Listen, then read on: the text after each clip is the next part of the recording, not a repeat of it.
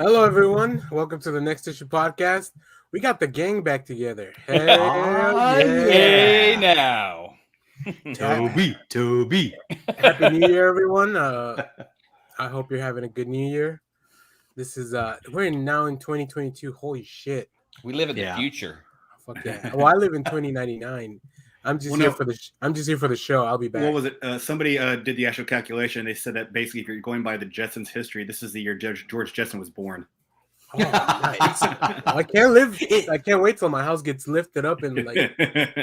Is this also the year Soylent Green is set? Like, should I be eating people? Yeah.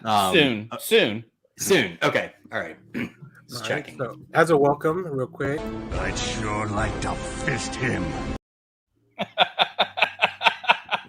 We're gonna start off the year right. Before we get into it, because we have a big show today, so I want to definitely get into it, and we're gonna talk a little bit about what we've been into. But before we go into that, I want to give our patrons a shout out because they are true faithfuls. So thanks to Mike Rappin, the Irate Comic Books Podcast, Final Neil, and Jason Ashmore. Thank you guys. You make this machine happen, kind of. You and a lot of hopes and dreams and beliefs that we can happen.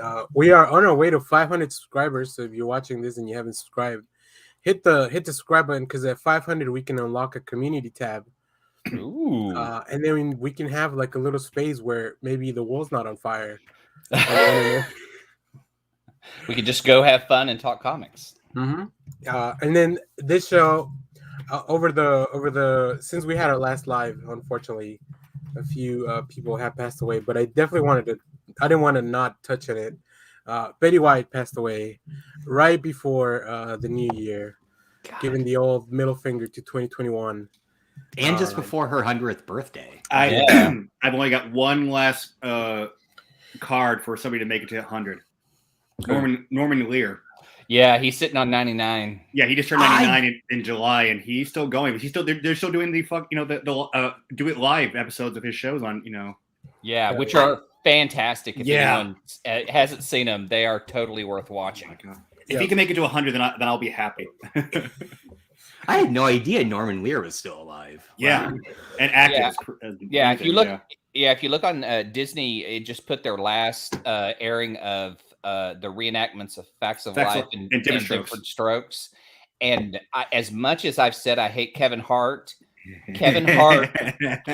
playing Arnold in Different Strokes is the best thing I've ever seen, and I would watch it again and again because it is so great. Where are these airing? I haven't even heard of these. ABC, I think. It's ABC. My bad. Okay. It's ABC because that's Disney, how they got it on Disney. But yeah, you should be able to watch it on Hulu as well, right? Maybe. Well, I love the Facts of Life one just as much. That one was so watching good. Agatha Harkness play Joe. Oh, you don't know who the cast is. Don't tell him the cast. I have no idea. This sounds amazing. Hey, you already told Kevin Hart is Arnold. Okay. Well, yeah, true. Those are the only. I mean, who else would play Arnold? I mean, that's all you get. That's all you get for free. That's all you get. Okay, yeah. Who else would play Arnold? The Rock. That would be hilarious. Oh God! I want to see The Rock climb up on the top bunk bed, and whoever's playing Willis is laying on the bottom, terrified.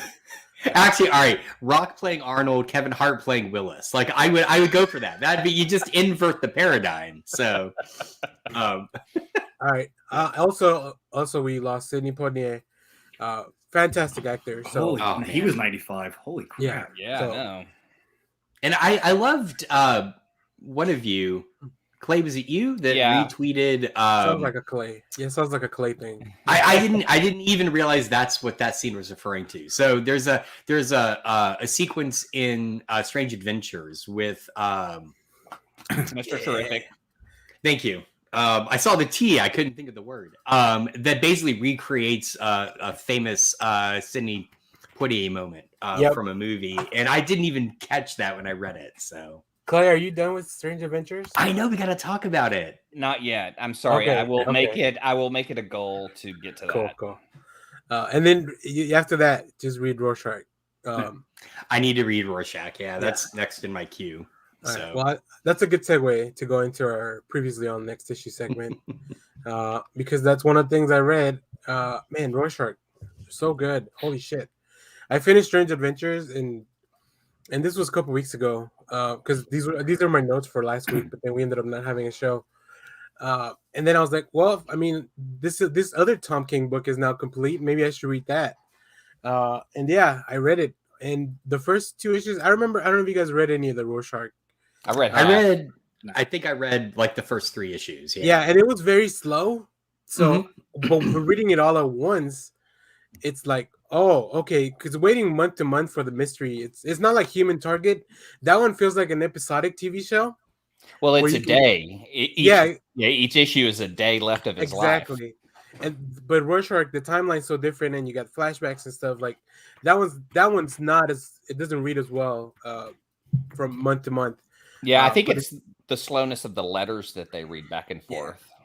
Yes, it's a conversation that really you need to have it all at once. That would be more of a movie, but yeah, a Human Target. So Tom King just fucking killing it.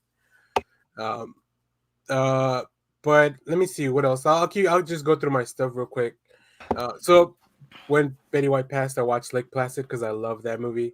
Oh, I forgot she's in there. Yeah, she's great. She's great. Good choice. Also, I'm reading all these Wastelander books from Marvel, and they're fantastic. The Star-Lord one came out last week. Doctor Doom was this week. Holy shit, they're so good. It's just really nice to go back to the Wastelands. I don't know what they're planning because something big happened on the Doctor Doom one. So I wonder if they're going to do something with that world coming up in the next year.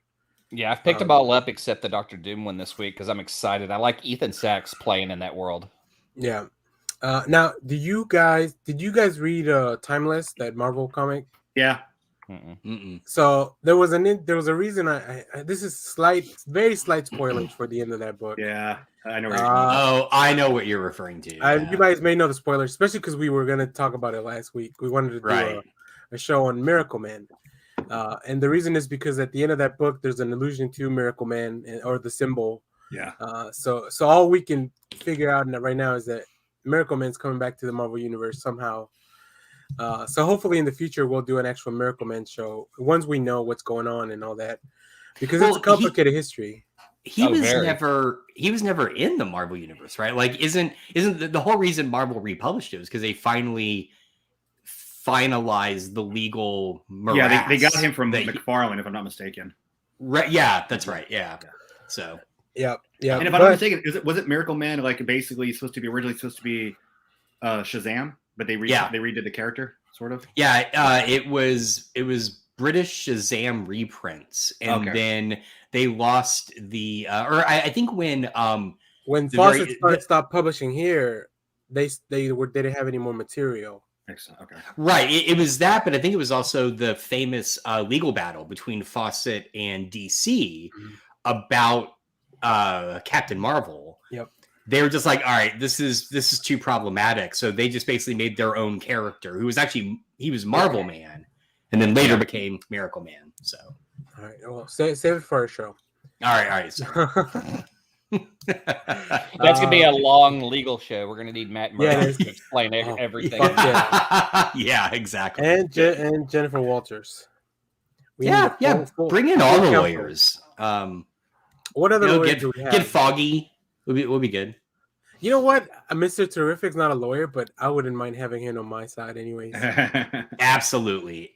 He's one of the smartest men in the DC universe. Yeah, I love that. It's so good. He needs his own comic again.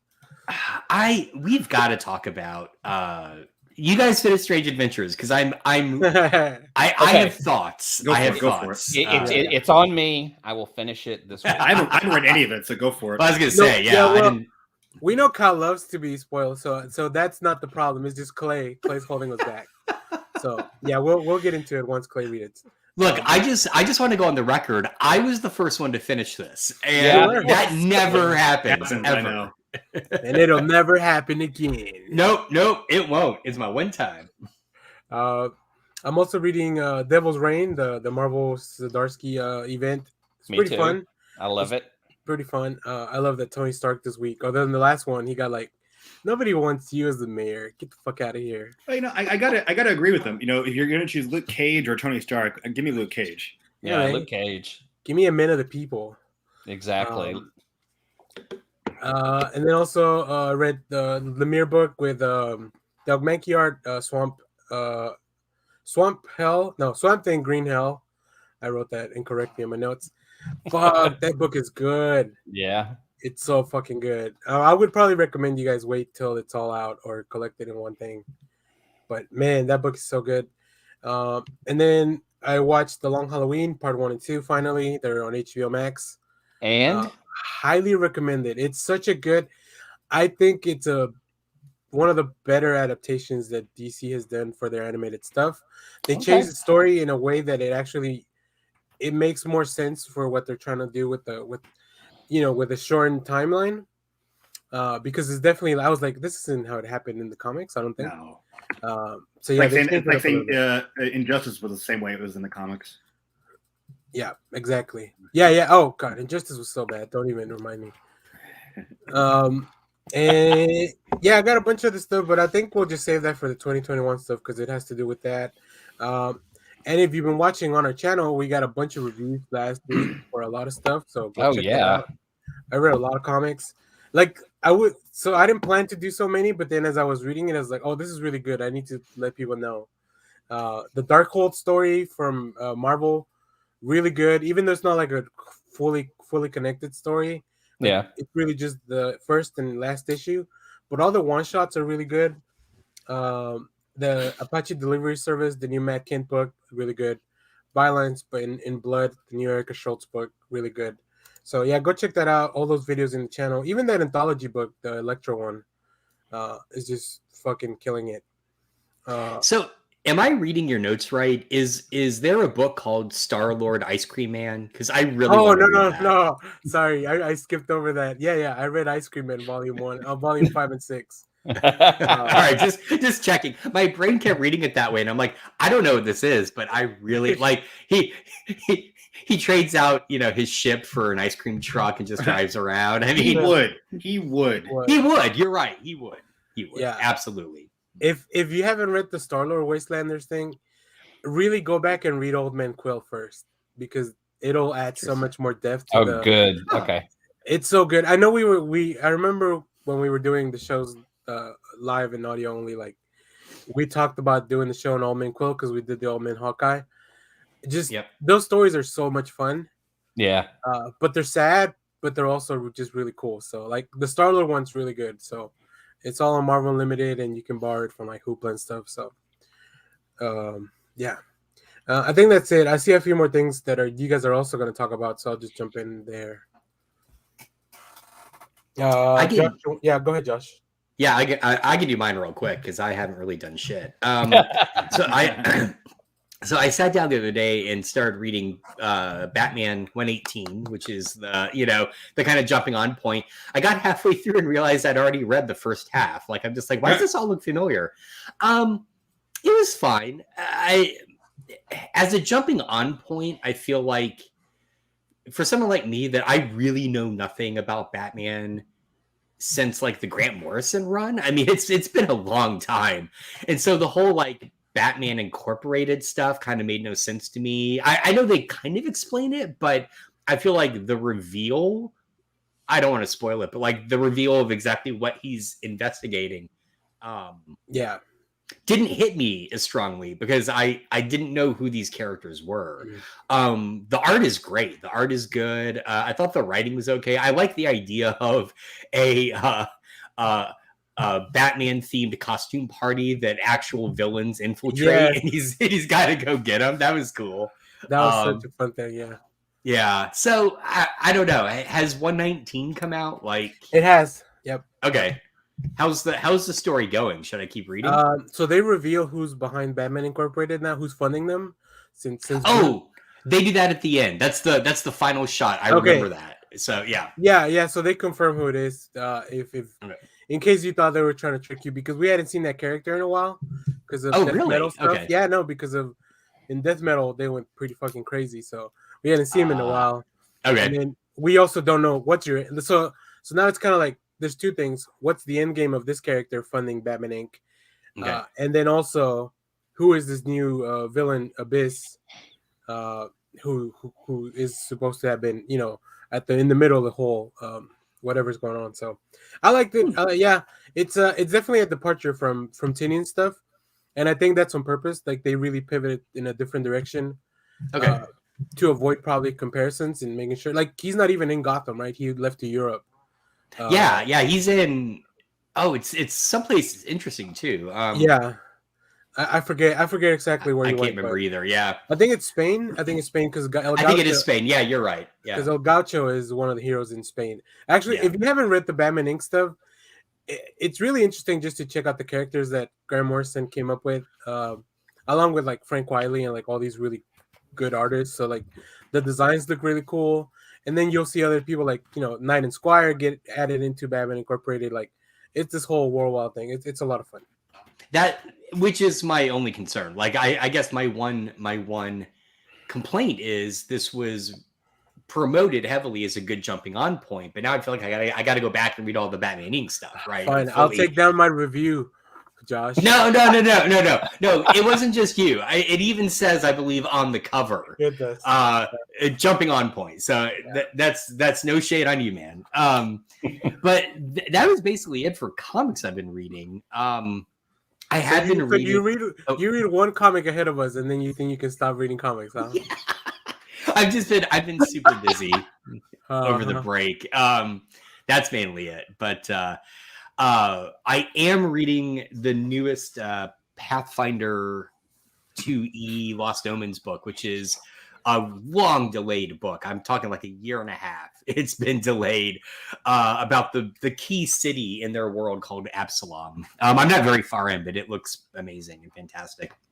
And then I started watching some new shows because we were, every night at dinner, we like to watch a show, and we had been watching Northern Exposure, which we love, but being an hour long, it just like we get done eating like 20 minutes in, and then we're like sitting there like kind of like watching the rest of the episode. So we started watching Mr. Mayor, which I quite like because it's it's the same team that did 30 Rock. Clay hates it, apparently. I watched one episode and was like, I don't relate to any of this. And I had read article, or I think Shelby even said, some article said that it was very LA specific. So a lot of the jokes were very regional. And I watched the first episode and I barely laughed. I will say it is very LA specific. I felt like it had one of the stronger, like, you know how often you watch a pilot and then you keep watching and you realize the pilot just didn't kind of get its characters, and this pilot pretty solidly gets its characters. Like I was impressed. It is worth watching mainly for Bobby Moynihan, who is he's so good. He just flat out funny, and I will watch anything. Oh God, I just blanked on her name. From The Incredibles, she's the mom. Raising Arizona. She's the senator in Batman v Superman. God damn it! With the granny's tea. Come on, you guys know this. Yeah, I see her face. Is it? I want to say Helen something, but that's not it. No, it's. I like that. I hear somebody kind of yelling in the background, like they're trying to tell. It's my daughter. No, and I can't hear. I like it because it's like we have a studio audience trying to tell us the answer. Yeah. Holly Hunter. Yeah. Oh wait, it's coming through on the Google. Hang on. I guess it came through already. Anyway, okay. But they do this really amazing thing. Yeah, I love my daughter just yelling Holly Hunter repeatedly from the living room. Grandma's peach tea, Holly Hunter. But no, they do this really funny thing. There is such a height difference between her and Ted Danson. It took me like 2 episodes to realize that they intentionally, the directors, when they cut between them. With Holly Hunter, the camera's always up here, so she looks like she's 4 feet tall. And then when they cut over to Ted Danson, it's a little lower, so he always looks a lot taller. But I've never seen her look so short. Like, she looks like she is. Isn't Ted Danson 6'4"? Because he was like, that's how he was cast for Sam Malone, because he was a baseball player. Yeah. So he's tall, but they make Holly Hunter look just so short. So anyway, I would say give it more time, right? I think it's worth continuing to watch. It is kind of LA specific, but if you want a real 30 Rock experience, watch Girls 5 Ever. I want to watch that. It's in my queue. Okay. That is a better 30 Rock experience because there's just joke after joke, and it has the rewatchability with those jokes that are so funny. Because Shelby and I just watched it this week, just binged it. I think it's only like 9 episodes. Oh, okay. But if you like AP Bio, Paula Pell is in it. And I love her. She is one of my new favorite people because she makes me laugh the most on AP Bio and on the show. Awesome. All right. She's the assistant to the principal? Yes. Yeah. So anyway, so we checked out Mr. Mayor, and then just this week we started watching American Auto. Yes. Which I was really intrigued by because I love Superstore. Yeah, it's by the same creator. Same creator, Justin Spitzer. Spitzer. I felt like the first episode fell kind of flat. And I really didn't think like my wife liked it at all. And then we were just like hanging out the next day. She's like, I really liked that show last night. I'm like, all right.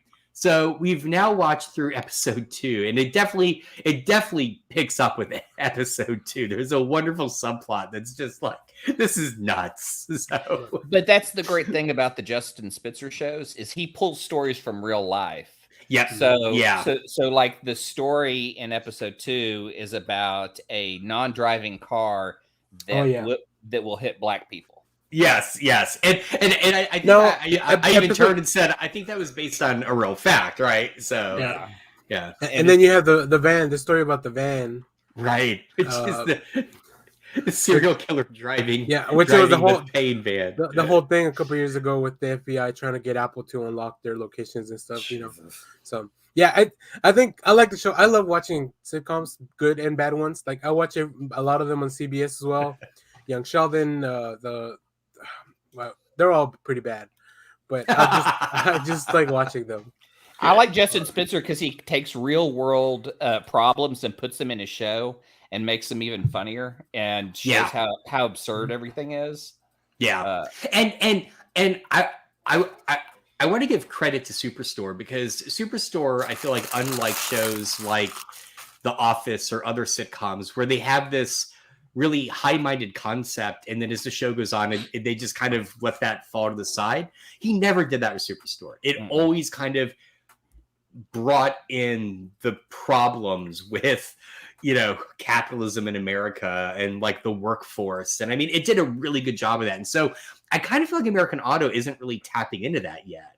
I'll be intrigued if it does. So I feel though, in the first 3 episodes, they've pulled from real world stories. So yeah, true. Yeah. So I think they're going to go that same route. I don't feel that I feel it's being carried right now.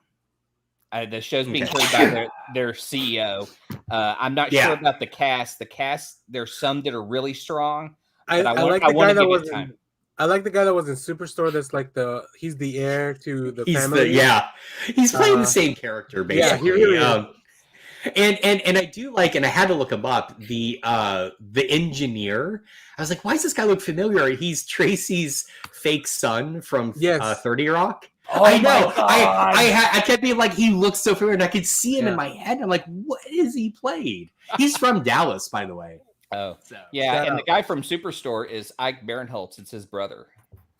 Yes. Oh, really? Oh, yeah. Well, just real quick, while we're all talking a little bit of capitalism and all that, big congrats to the image workers for finally getting their union. Yeah. Yep. Shout out. Yeah. Good job, guys. All right. That's it for me. I haven't done much beyond that. Okay, cool. Clay, you want to go next?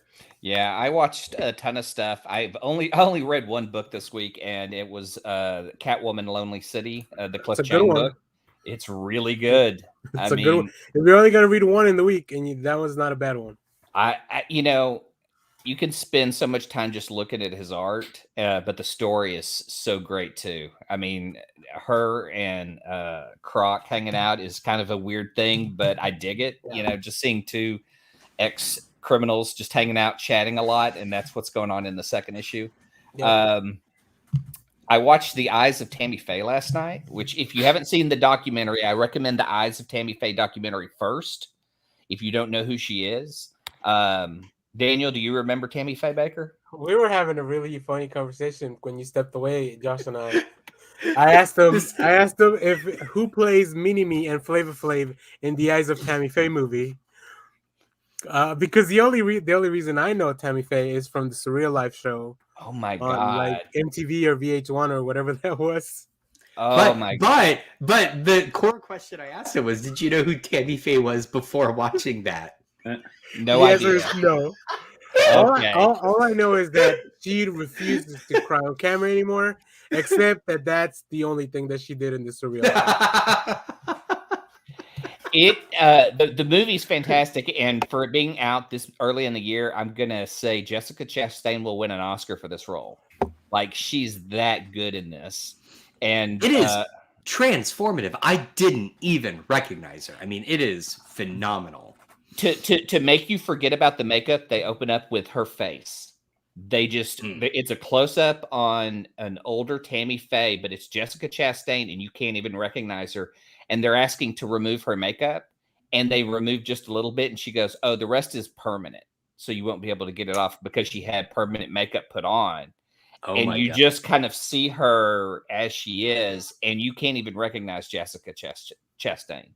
The movie is over 2 hours, but worth it for her performance. And then you got Andrew Garfield plays Jim Baker, and Vincent D'Onofrio plays Jerry Falwell. So you have a lineup of really bad people in there. And they do a neat little wrap up at the end. So, but there was a documentary on the Eyes of Tammy Faye that's really good. I recommend documentaries before you see this, because all these kind of biopics always recreate scenes that they don't know 100% of what happened, and the documentary does a much better job. But man, this really tells a great story about her perspective and what she went through. And for being early this year, I'm really bragging about it a lot. The Super Bob Einstein movie. Do you know who Bob Einstein is? Mm-hmm. Do you know who Super Dave is? Yes. Oh, Super Dave Osborne was this character that would do stunts like Evel Knievel, but they would always fail. He was kind of a live action Mr. Bill. Yeah. And his brother's Albert Brooks. So if you know Albert Brooks, Bob. Oh, yeah. God. And so this is a documentary. Bob passed away last year, and they did a film about his life and interviewed a ton of people where Super Dave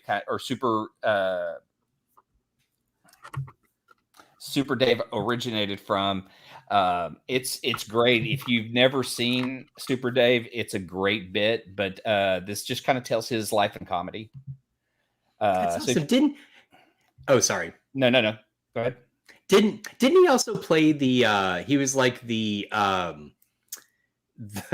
camera agent guy from Arrested Development? I thought that was surrogate. The surrogate, that's it. Yeah.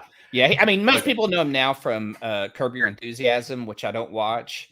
Me either. Yeah, but he was a big player in that, and so a lot of people from that show come on and talk about it. And everyone has a great joke. I mean, everyone has a great story. It's hilarious. That's cool. Murders in the Building on Hulu. We finished that. Did y'all? Oh, Only Murders in the Building? That show is great. Yeah. I love that show. Never thought I'd see Martin Short and Steve Martin back together again, but that worked so well. With Selena Gomez, who I kind of enjoy now. It was really weird to see her in this with those two and doing great. She is great in that. I mean, that was one of those series that right at the beginning I was kind of like, I don't know if this is going to click, and then by the end I was like, this is brilliant. Like, this is one of the best things I've seen on Hulu like ever. So yeah. And I mean, who played Steve Martin's girlfriend, Amy? Oh God, she's so good. She's from she was in The Office as Holly. That's Amy Ryan. From. Amy Ryan. Okay. Amy Ryan is a home run in this. She is fantastic. Like, she nearly steals the film. And the other actor I had never seen before that I just fell in love with is the actor that plays one the friend, the tie-dye hoodie guy. He is so good in that, and I don't know his name. He's fantastic. So yeah, but if you're, I mean, it's like a good murder mystery show if you want to binge that. I don't know how long it took y'all to watch, but we watched it at dinner, so I think it was like a couple weeks.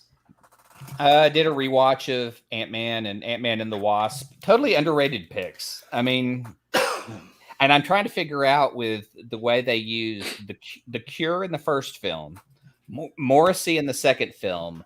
What is their emo 80s band for Smiths. the third film? And let's see here. The rise and fall of LuLaRoe. You guys know what LuLaRoe is? It's like it was like this multi-level marketing scam that moms on Facebook were buying into. They would like buy all this merchandise, and so it's a documentary on HBO about multi-level marketing and how it pulls you in, takes your money, and leaves you high and dry. So it was a weird documentary about that kind of culture. If you dig that kind of stuff, it was pretty short though, so it's real informative of like how they suck you in, how they make you spend all this money and make you feel like you're making money, but you're not. On Discovery Plus, Retta from Parks and Rec is hosting a house, the ugliest show in America. And I love Retta. So if you love her, walking into a house that is shaped like a pyramid and everything inside has Egyptian detailed decorative stuff. Yes. And it's just that funny because you're going to see some of the, I mean, I want to give away one of the houses in there. I will just say every room had a camera in it. Oh, wow. A visible camera. Was it the Big Brother house? What the hell? and so and once they find the ugliest house, they like, remodel it and stuff, but you're just watching it for her and the ugliness of what's going on. And it's a fun background show. Do they ruin people's houses like that show that just got canceled? No. They actually do, focus and fix things. Oh. Let's see here. What? No, go ahead. Oh no. The Book of Boba Fett. I can't believe you guys aren't talking about that.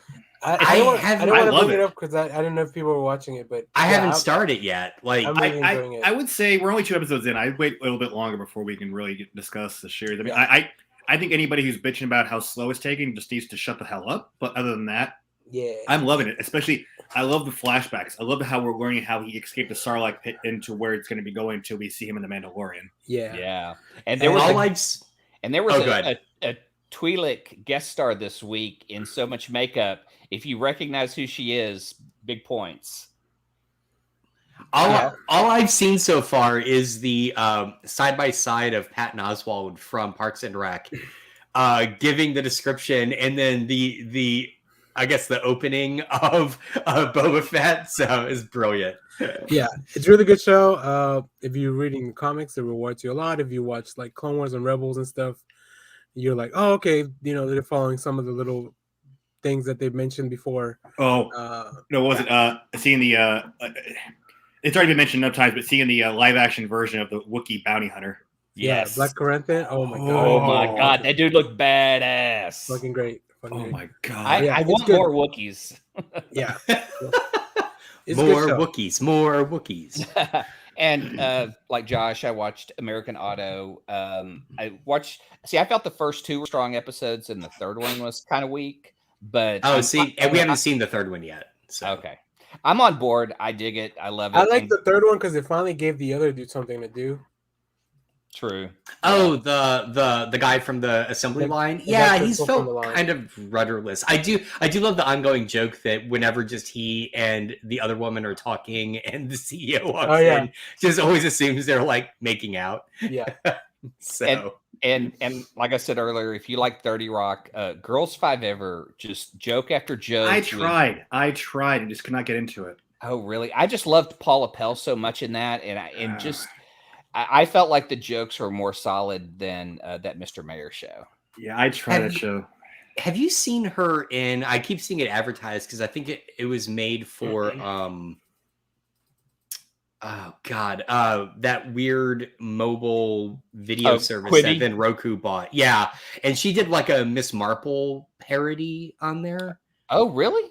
Okay, yeah. well, I'll track it down and find it. Okay, yeah, it's I think it's just on like the Roku channel for free. So, oh, and then we also binged watched Queer Eye, which it took place in Austin, and I got to tell you, that's a good morale booster. I mean, watching them kind of getting people and helping people, it's, I don't know, if that kind of stuff really stimulates your mental health to see people do so well and people help each other and come together, that show is perfect.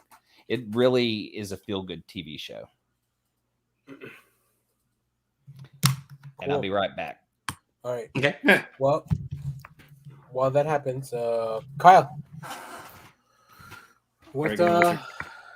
Okay, so this week I read Human Target number 3. Hell yeah. That was really good. That's the one guy, right? Yo, yeah. Fucking guy. He's the worst. Oh my god! And this is even after, like, this is, where this is like current Marvel universe, and he's still a douchebag. I thought he'd learned a little bit of stuff, but he's still being like, it's just like, God. Yeah. I like that he builds the most pretentious car he can think of. Oh my god! But yet again, it's Tom King writing, isn't it?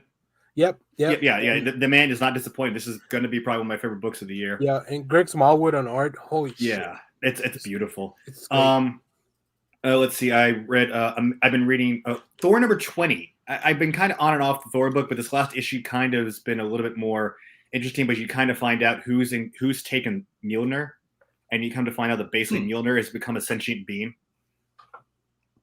There's its own like electrical being, Mjolnir, who's now in charge of that. So Mjolnir itself has become like the villain of the series. So we'll see where it kind of goes into the. Still been reading Amazing Spider-Man number 83 and 84, and we're still dealing with Peter getting over the poison effects of the UFOs. Otto coming back and kind of making his place as Dr. Octopus, and still dealing with Ben Reilly working for the corporation who bought the identity of Spider-Man when they bought the rights from Parker Industries, and now him taking over the thing. And we're going to see a big fight between Peter and Ben having to fight for the name of the Spider-Man sometime this year. I think they're going to be doing a crossover. So I the only time I've read this new current Ben Reilly Spider-Man was in the Devil's Reign crossover, because he's a big part of the. Yeah, he's the Spider-Man there. And then also Dr. Octopus is a big part of Devil's Reign. So it made me interested to go back and check out the Spider-Man. I hate, like I said, I love Ben Reilly as a character. I don't like it when they make him a Spider-Man. And now it just feels like now they're making him to such a pretentious kind of dick, because he's like, this company owns the right to Spider-Man. They're wanting Ben to make anybody else using the name Spider-Man to stop using Spider-Man. Yeah. He kind of realizes that, hey, I don't want to do this, but there's somebody who's in charge of the corporation he works for that's like hire a total utter bitch. And she's like, I'm going to do whatever I have to, even, and blah, blah, blah. So it's basically they want to be the people who own Spider-Man. They want to control Spider-Man. They want to do all this stuff. And they're starting to realize that Ben, as much as that he's got the right to be Spider-Man now, he may not be as much under their control as they thought he was. So we'll see where this goes. But again, it brought one of the previous issues because, like I said, Peter was dying of poison infection in the hospital. So what does May do? She goes and seeks out the help of Otto Octavius. And you see Otto realize that he still has a flame in his heart for May Parker. So Otto gets around. I feel like everything you just said is like a Spider-Man fever dream. Except it's part of history that they almost got married back in the 70s. Yeah. Oh no, I know. And again, what's funny is in the daily newspaper strip, May is about to marry Mole Man. What? Yeah. I know, it's weird. I love reading that story because it's that's made from a splinter universe. It's so bizarre. All these people, all these dudes going after May, and she didn't even look like Marissa Tomei. So I mean, oh shit! I know. I want to see what the groomsmen look like for the Mole Man. Yeah, 8 little yellow guys with big bulby eyes. Yes, exactly. But they all have little bow ties on. That's it. Oh God, someone's got to draw this. Everyone knows what's on the bride's side and who's on the husband's side. Oh man, let's see. Reading. I've really been enjoying Superman: Son of Kal-El. Seeing Jonathan kind of take over the Superman thing. It fits. The cape fits, man. It's really, yeah. Well, and they also had Damian guest star as Robin again. So it was nice to see those two together. It was hilarious because you've got. So it starts off with Jonathan's new boyfriend. They try to break into this like a complex, and you find out that there's somebody else. They end up meeting Lois, who's broken into the complex because he's trying to help him out. And then they go deeper in the complex, and guess who else broke in? It's Damian. So they're all there trying to find these secrets. And so they go upstairs, and while Lois is talking to I can't remember the guy's name, but Jonathan's boyfriend, you have Damian come over, and he goes, "Hey, I'm your best friend. I'm able to figure out stuff." And he goes, and he looks over at the guy and goes, "Congratulations." And Damian and Jonathan's just like, "Oh shit." Yeah. Yeah, it's good. It's good. Tom Taylor once again. The Damian. I always love the Damian and Jonathan connections. So me too. And then also, World of Krypton. The new book of World of Krypton has been really good. There are only 2 issues in. It's dealing with, like I said, the first issue dealt with the naming ceremony for Kara with Zor-El and his wife, and then one of the cousin. the cousin who tries to take over. And the second one is basically it's Jor-El and Zor-El making the discovery of the Phantom Zone. And then Zod trying to figure out if I'm going to be retiring or go back to being general. And so 2 months later, they end up taking this new zone and deem it the Phantom Zone. And it's the first time they actually send criminals into the Phantom Zone. So it's good. It's being written by the same guy that's doing the Superman 78. What's his name? Oh, okay, good. Okay. I forget his name, but yeah, same. It's good stuff. Yeah. So and then what was the other thing I had? Oh yeah, and then just recently, I finally jumped on the bandwagon for Bob's Burgers. I don't know. Oh my God, yeah. For the longest time, I fought it. It's like it's just not funny. And then after, I had some time over the holidays. I started watching episodes. I started going through and doing. So I've been just going back and trying to find episodes that interest me through all 12 seasons. And I'm loving those series. It's amazing. God, I can't believe that show's got 12 seasons. I can't either. It's been on that long. Wow. And then this is just me, but I'm now again. Me being the person who decides to go back and watch old TV series because they have all 7 seasons on Hulu. I've been going through and binging the Mary Tyler Moore Show. It is so good. Rest in peace, Ed Asner. So all of them. They're all almost everyone. All of them have passed away now. God. H-Man, Ted Knight. That's right. Yeah. And then Gavin McLeod just this year. So he was the last one. Damn. And Betty White was the last. Sorry, Betty White was the last. Betty White was the last one. Yeah. Well, time doesn't forgive anyone. Yeah. So, but I mean, this got dark quick. Yeah. Let me bring it up. I got a quick question because Clay and I did a short show. Well, short. It ended up being like 2 hours. 2 hours. Yeah, sure. But we talked about. Did either of you guys check out MacGruber on Peacock? No. I want to, but I've never seen the movie, so I feel like I need to watch the movie. Don't do it. Okay. I heard the movie was pretty funny. The movie was funny. I fucking hate the show. So I had moments. Yeah. See, that's what cracked me up the most was Daniel, because I had watched one episode because I thought the movie was pretty good. So I thought, well, I love Will Forte. They're going to bring everyone back and do it. That first episode was so shitty. I was just like, I won't even give it a second episode. But when Daniel says, I fucking hate a show, I'm like, whoa. I didn't even finish watching the first episode. I was like, wow. Oh, man. All right. Well, I guess I'll just watch the movie. Yeah, don't waste your time. Yeah, watch the movie though. The movie's funny. Yeah, that first episode, I didn't laugh once. Boy. All right, and before we move on to the main topic, 2021 stuff, did anybody have any overall finishing thoughts on Hawkeye? Loved it. I mean, I fucking loved it. I loved it. Out of all 6 episodes, that was the one I laughed the most in. It was just like it was over the top. It's the shit I wanted to see. I was right from the beginning. Kingpin was the main villain of that show. So. I know. I've eaten a lot of crow. Let me tell you. Hey, I wanted it to be Tombstone or another one, but I love Vincent D'Onofrio, and I'm glad he's back. He was more the Kingpin in this series in the episode we got than he was in Daredevil, in my opinion. Well, okay, oh, good. I was gonna say he did have that comic accurate Hawaiian shirt. Oh my God. He did, which was awesome. So My impression is, and correct me if I'm wrong, because I haven't seen Spider-Man yet.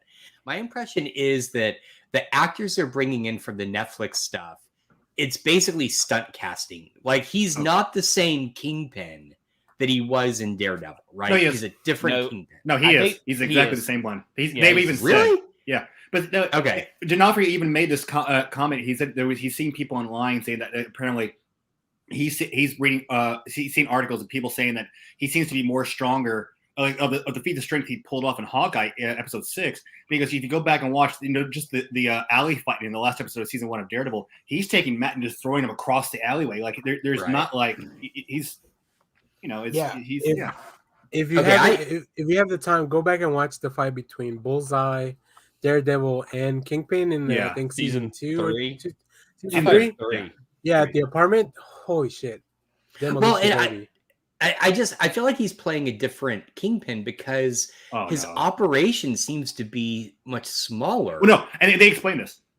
It's because of the blip, because he lost everything because of the blip.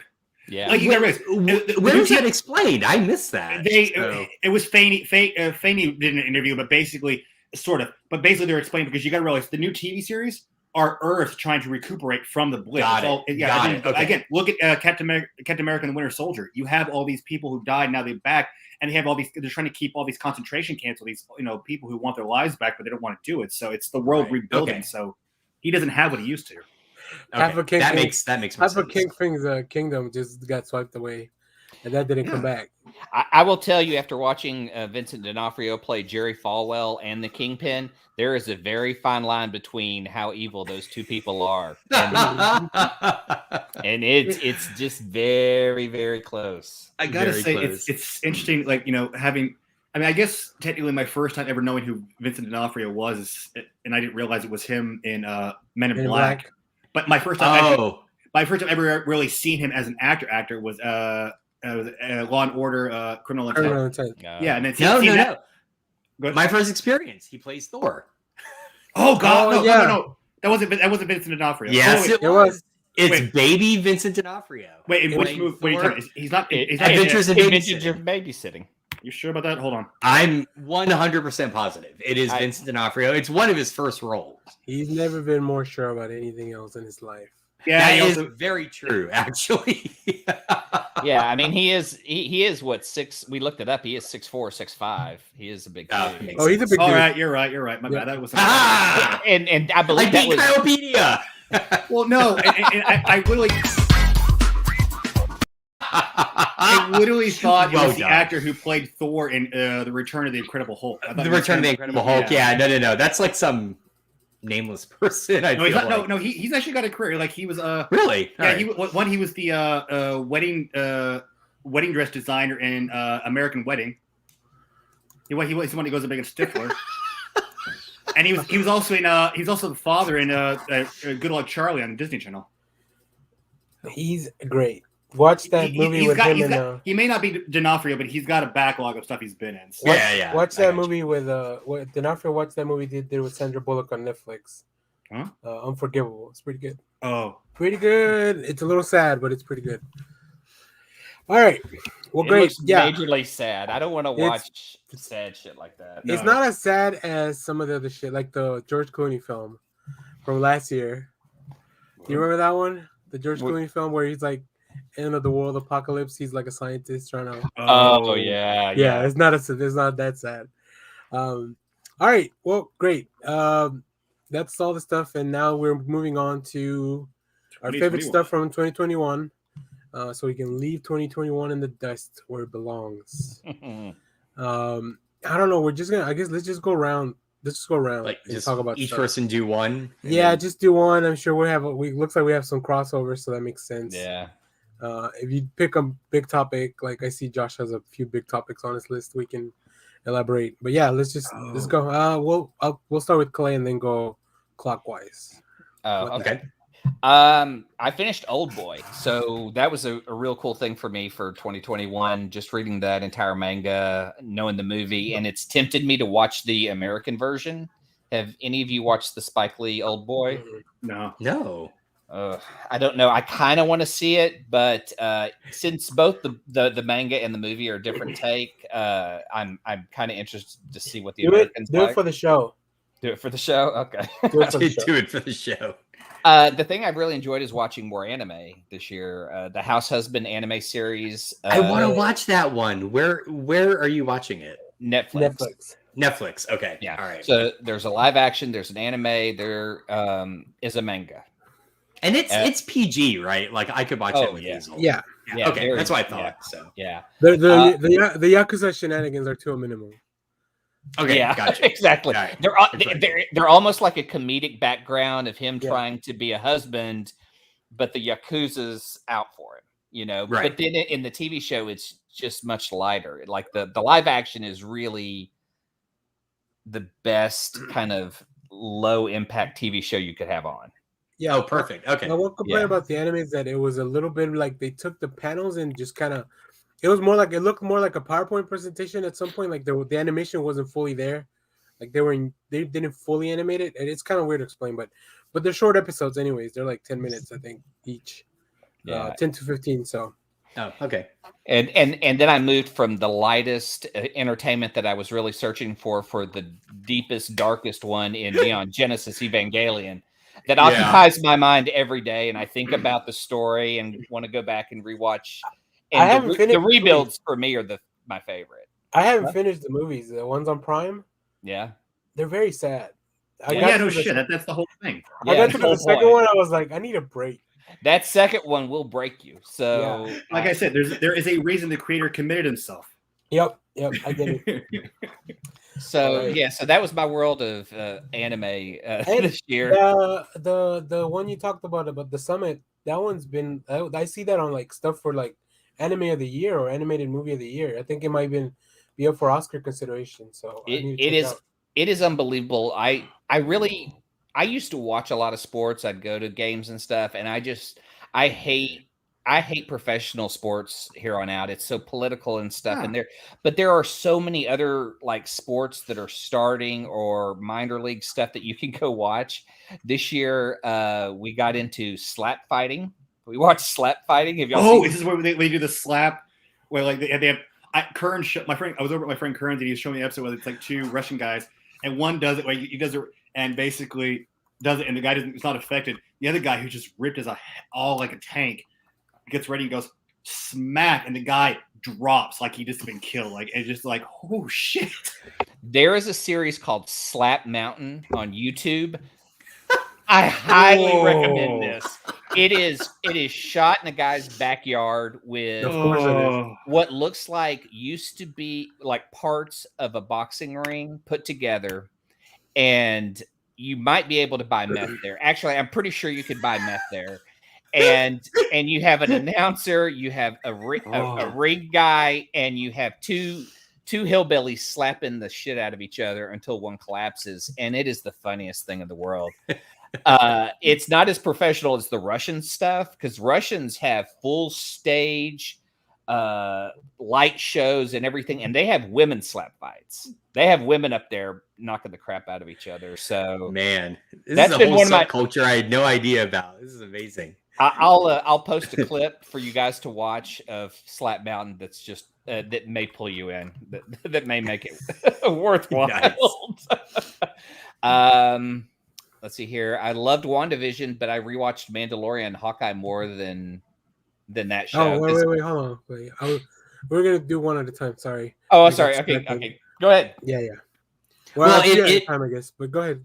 It's a good segue into Josh. It's a good segue. I was going to say, I think the thing that surprised me most about 2021, I had a really hard time with this list because 2021 felt like forever, but also so short. And I had a hard time remembering everything that I consumed this past year. I think the thing that surprised me the most was the only Marvel film I think I saw in the theater was Shang-Chi, which I loved.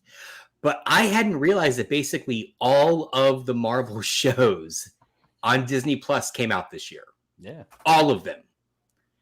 And to me, that was the big thing about 2021 was just you got WandaVision, which was so experimental.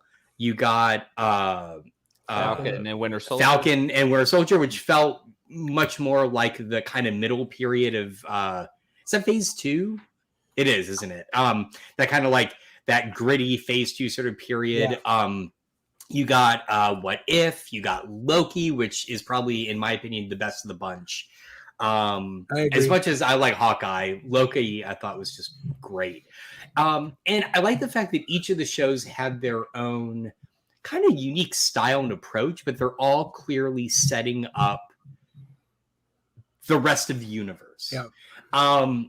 It is such an impressive thing to pull off. And we get basically by the end, them incorporating the Netflix actors into the MCU, right? So it's like it's kind of come full circle. Well, they sort of tied Hawkeye and Spider-Man together. You know, as they mentioned, like when Alana's there, she wants to go see the Statue of Liberty with Cap's shield, and that was something that they it played on the Spider-Man No Way Home. Yeah, and then in the trailers, I haven't seen that yet. We see Rogers the musical and the trailers for Spider-Man, and then we also see it in Hawkeye. So like, they make it so you know it's the same world.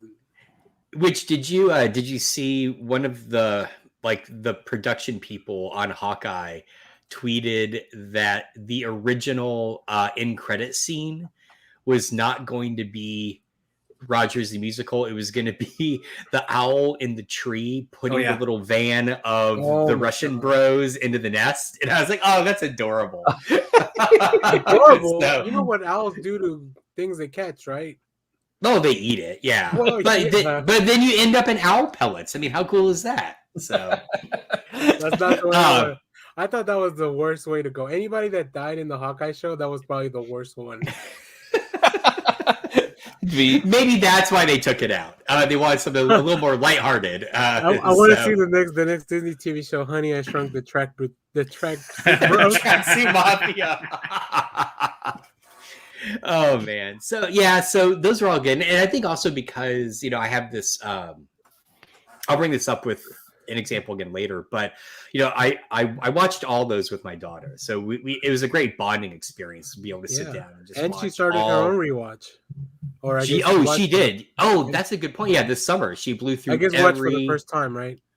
Some of them. The early stuff that she had, because her first Marvel movie was Guardians. I think. Oh, the first Guardians. So in 2008, she was what, like 3? She was 2 in 2008. Okay. Yeah. Okay, yeah, I get it. I can see why she's not an Iron Man day one fan. Yeah, exactly.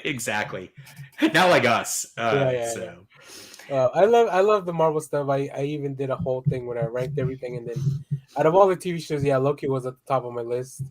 Yeah. Shang-Chi was pretty high. Black Widow, I really, really like that movie as well. I think it's about Black Widow. Yeah. It feels a little like it got kind of lost in the shuffle between everything and not having a theater release. And then Eternals too. Like, I feel like because it's not as centric to the bigger picture. Like, people kind of put it to the side, but it's just such a really good film that you guys can watch on the 12th on Disney Plus. Yeah, I definitely plan to. I do feel like when I finally see Spider-Man, it's gonna kind of trump even Shang-Chi. I love Shang-Chi, but I feel like Spidey is just gonna hit every button for me. So all of them, too many. I mean, Dr. Octopus has many available hands to hit buttons with. So he does. Yeah. Clay, you had some WandaVision thoughts. That was probably my favorite. I mean, I loved Hawkeye, but WandaVision was just so experimental and so, I don't know. It was interesting to go from that format to even the size of the screen to where we are today to an HD picture.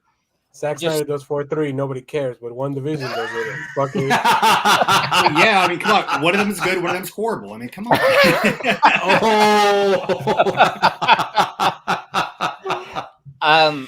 And so Kyle hates WandaVision. That's no. That was Zack Snyder. I just love seeing those two perform together. Just seeing Elizabeth Olsen just kind of racked with guilt over everything that's happened, all the loss she's had, all the problems. They have good chemistry. Yeah, and Vision just being there for her. Yeah. it was nice going back, and I rewatched like Civil War, and just seeing those, just when they have a line together, that line matters from that point to WandaVision. Yeah. I'm surprised they haven't like cast in some other project outside the MCU together. Give it time. They have so much chemistry. Give it time. Well, in Old Boy, oh boy, she's in Old Boy. She's the young girl, and Josh Brolin is the victim. Anyways, Kyle, what did you think of the Marvel shows and Marvel TV movies and all that? I loved them. I mean, I think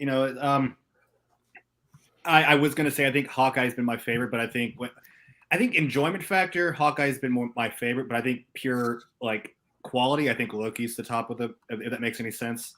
I think it was like I think Loki is definitely the quality. It's the best one, but I think we're at a time where it's just like after a year when life hasn't been, what we're used to. I think Hawkeye was what we needed, especially during the holidays. Just some pure fun and just pure enjoyment, and just getting to see again D'Onofrio back as the Kingpin, to see Kate Bishop's relationship with Hawkeye, just to see the stuff going on. Just the small things that were again. It was a Christmas. It was Marvel meets Home Alone. Basically, for the MCU, and so that's what I really enjoyed about it. So, I think I just real quick on Loki. The one thing I was fascinated in his story was him knowing how he dies, knowing that and trying to change a little bit. Like that one interesting aspect of his character was the most astounding part of the story because all the visual stuff was cool as hell.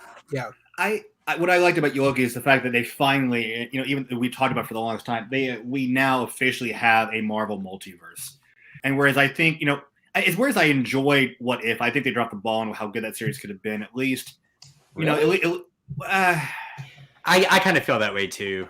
I don't think it was horrible. I just don't think it was as strong as, or I don't think they went as strong as they could have on some of the episodes. I think it could have been a lot stronger. But overall, I think it was fun just because again, it's. You don't do What If to be on the same par as have the MCU stuff. If it was like that, we wouldn't have the Marvel team, not Marvel, Marvel What If series that we've had. And so you're going to have some that are really good, some that are really bad. You just kind of got to bring them together. But I love the fact that we actually have a multiverse, and we can explore that. The fact that because of this, we're able to get Spider-Man No Way From Home. Yeah. So we were able to bring Toby and Andrew into the universe, and then realize they're going back to the universe. Oh, get over it.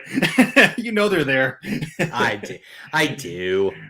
But Josh is gonna freak out when he sees the Spider-Man from the 70s on there.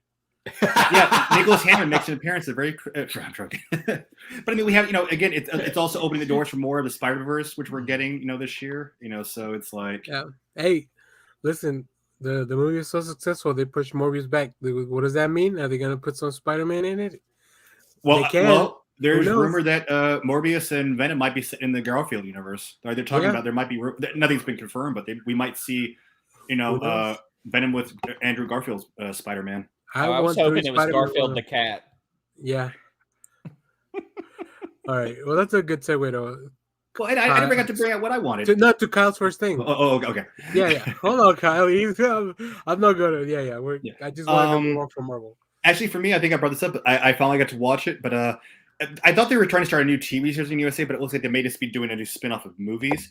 But Nash Bridges came back for a movie, and it was, oh my God, I loved it. Is it with Don Johnson and Cheech Marin? Cheech Marin, yeah. Cheech Marin. Wow. Yeah. So, Are you like the world's biggest Nash Bridges fan? Like I've never heard anyone talk about. Yeah, I love the series. He's the only one I know. I think we had an episode, and you may not have been on, but we talked about Nash Bridges, and someone in the comments loved Nash Bridges, and so suddenly there was like a fandom that was created that day. Yeah, I love it. Yeah, I know. I God, back like I want to say like almost over 10 years ago, they were airing episodes. Like 2005 or 6, were airing episodes of Nash Bridges at USA, and I started watching the whole series religiously and just love it. I have the first season on box set, and I just pick up the rest of it. But it's just basically it's in the future, and this is it's Nash and Joe are on their way to take out this I almost said villain, but this criminal who's basically known for they're trying to arrest for sex trafficking, and they get into this shootout in San Francisco, and they end up destroying like this tanker. The tanker goes up and comes down and destroys the CUDA. And so you no longer have the CUDA anymore. So I was like, no. So Is that because of what they've done? He drove a Hemi-Cuda? Hemi-Cuda. That was the car. It was his brother's car that he got, and he basically drove throughout all 6 seasons of the TV series, and he gets destroyed in this movie. Damn. And so he's suspended, and after a year later, the SVU has basically become not SIU, not SVU. SIU has become has been under a new captain, and so they have a new killer, and so he's brought back out of retirement, and he tries to get Joe to join him. And Joe's like, I can't. Joe is basically started his own pot business. He has his own pot store that's doing crazy in San Francisco. And he goes in and when he goes, I want you back. And he goes, I can't come back. I'm high right now. And you turn over later and realize that the mayor of San Francisco is buying pot there also. I'm just gonna take a wild guess and think that that's Cheech Marine's character. Oh yeah. Cheech Marine, yeah. But basically, he comes. I'll be a consultant, so they go and help. You only have one character from the original series that comes in, and it was their tech guy, and but it's like they didn't lose a beat. Like Don Johnson and Cheech Marin as Joe and Nash picks up, and he ends up driving a new basically yellow Dodge Charger in the show. So he still got the yellow car. They can make it like Psych. They just make those movies, Peacock or USA or whatever. Yeah, I mean, he really is, and they're not Psych, they're not Sean and Gus, but they are, they have been one of my favorite buddy cop pairings, and over the last 20 years. So it's just a lot of fun. If you look you can watch the whole movie on YouTube, or if you're on the streaming sets. But I was able to see it on YouTube. So cool.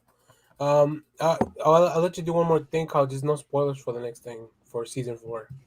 Oh yeah, I'm gonna go Cobra Kai season 3 and 4. And I'm throwing 4 in there because technically it got released on the 31st. So, and I binged it all that damn day. Oh my god! Yeah, that's fucking incredible.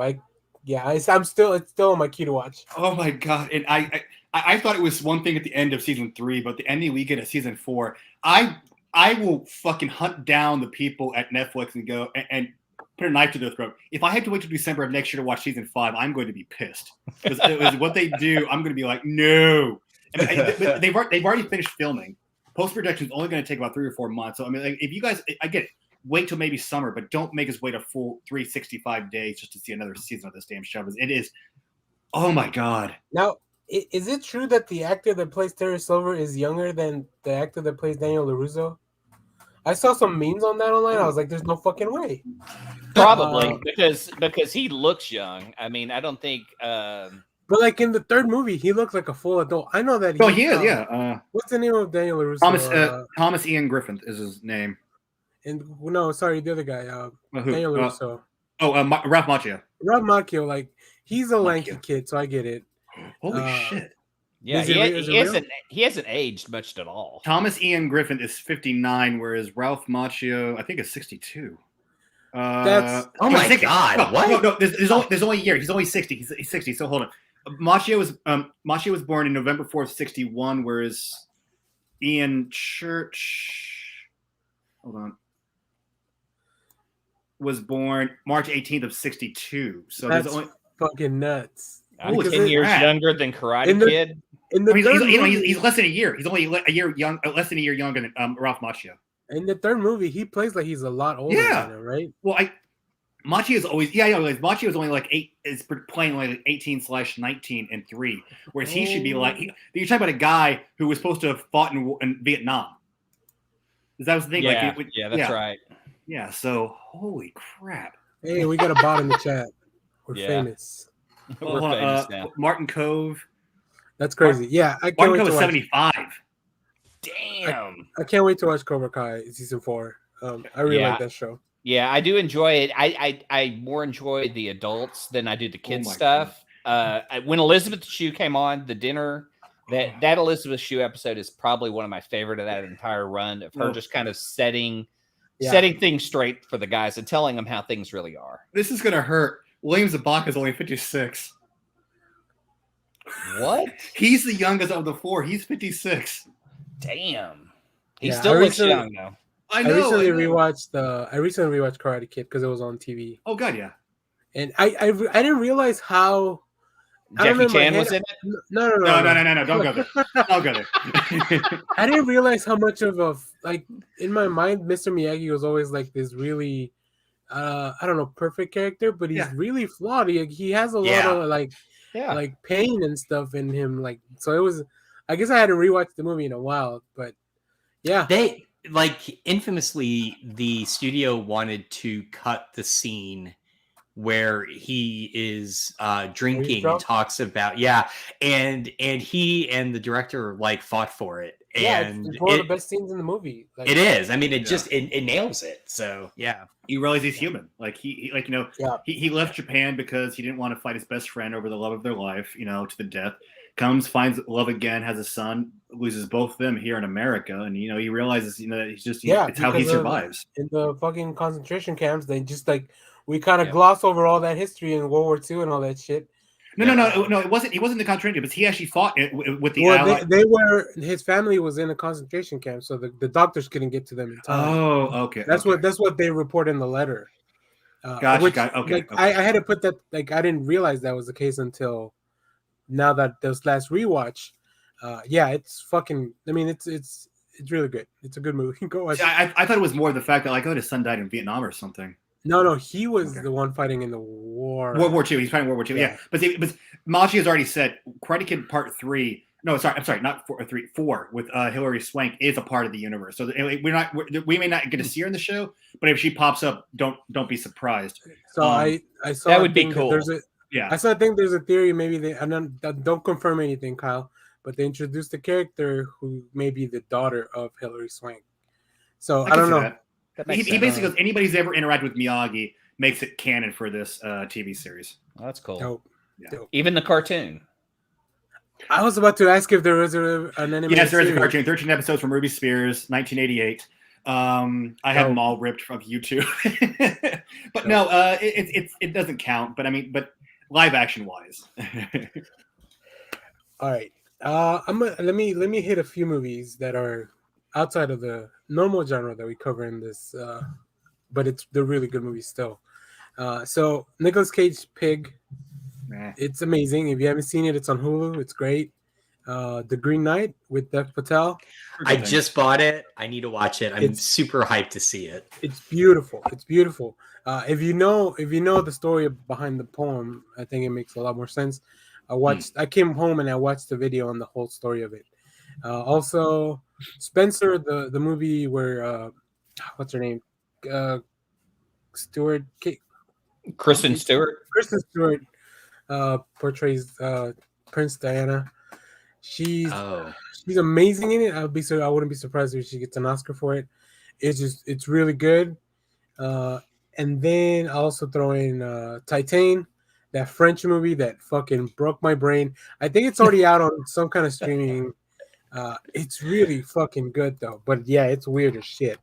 I don't think it's definitely the weirdest movie I watched last year. But yeah, those are 4 movies that I'll touch on. There's more stuff, but that's more genre related. Oh, I guess Judas and the Black Messiah as well. That was really good. Oh yeah. God, I forgot that came out this year. Yeah, fuck, so long ago. It came out in February on HBO. And yeah, it's back on HBO Max too if you want to watch it. So yeah, I'll touch on those. All right, Clay. All right. Well, my weird movies came from Shudder. That was the best thing this year. Was all the Joe Bob stuff, and two of the films would be Fried Berry, which is just the weirdest, strangest alien drug one night nightmare of a film that I suggest you watch for a good time. And sold. and if you want to tone it down a little bit, there's one called Psycho Gourmet that I absolutely love, where these kids, I haven't seen it, but I heard good things about that. Psycho Gourmet is some kids who discover an alien, and it's not as violent as Fried Berry. It's just weird and hilarious.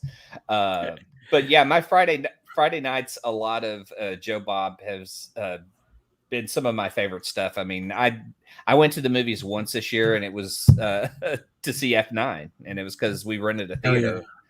Oh, yeah. So, this is the first. This is the first year I haven't seen a Marvel movie or passed on Marvel movies like Eternals and Spider-Man to go to the theater. I just can't. So yeah, same here.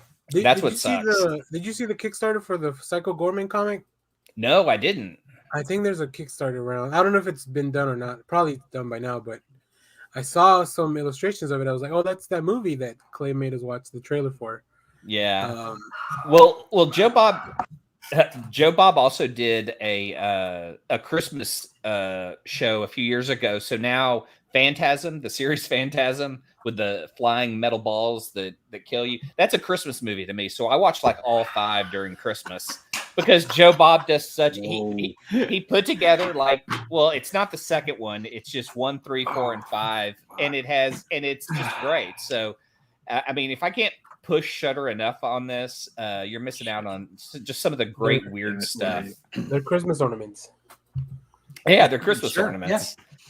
Otherwise, my best of Dune, even though I had to watch it on HBO Max. Dune was incredible. The life and art of, I can never say this guy's name, Suzlaski. I still need to watch that. Yeah, that is a really good one if you want to question a person and their art, who they are, who they were, and the art they do. The Harder They Fall on Netflix was awesome. That was one of the best action films of the year for me. Fuck yeah, man. Neo-Westerns. I love it. Yeah. And Bob Ross, Happy Accidents, Betrayal, and Greed was pretty great because straight documentary, you get the real story from the real people. I did watch that. It's really good. It's really heartbreaking. It is really sad, but it tells you who owns Bob Ross's name now, and do not buy Bob Ross stuff because it does not benefit his son. His son actually travels with a guy that worked with Bob, and they still do painting classes. Oh wow! Mm-hmm. Yeah, that was the coolest part of it. Is they were still into it for that. Isn't all this stuff on YouTube? Who gets the money from that? That's what I was wondering. The streaming channels, they own the copyrights to everything. God, yeah. Because I do like to watch Bob Ross, but I don't want to give them any money. I think I'm trying to think if you watch it on Twitch, do they? I guess because there's ad money on Twitch. Yeah, if they're an affiliate. Yeah, probably. Yeah. The last stuff I have, the film I watched the most, I watched Endgame probably at least 30 times this year. Wow. What? You guys forget I'm unemployed at home and stuck a lot. And there's other stuff playing on the internet. I like to see the good guys win, and that isn't happening in real life a lot. So I kind of enjoy that. I even have I know you people have seen the there's a tweet. You people. There's a tweet out there that has an audience during Avengers applauding during the Thanos fight. I keep that on my phone because that brings me so much joy. Just hearing people in a theater cheering for something like that. I like the one where when Captain picks up the hammer for the first time. Yeah. That was one of my favorite reactions. Yeah. Bob Ross should be in the public domain. He should be. He should be. But I recommend the documentary because it explains how they manipulate and everything. It's really bad. And his son, man, it just breaks my heart because it really kind of broke him.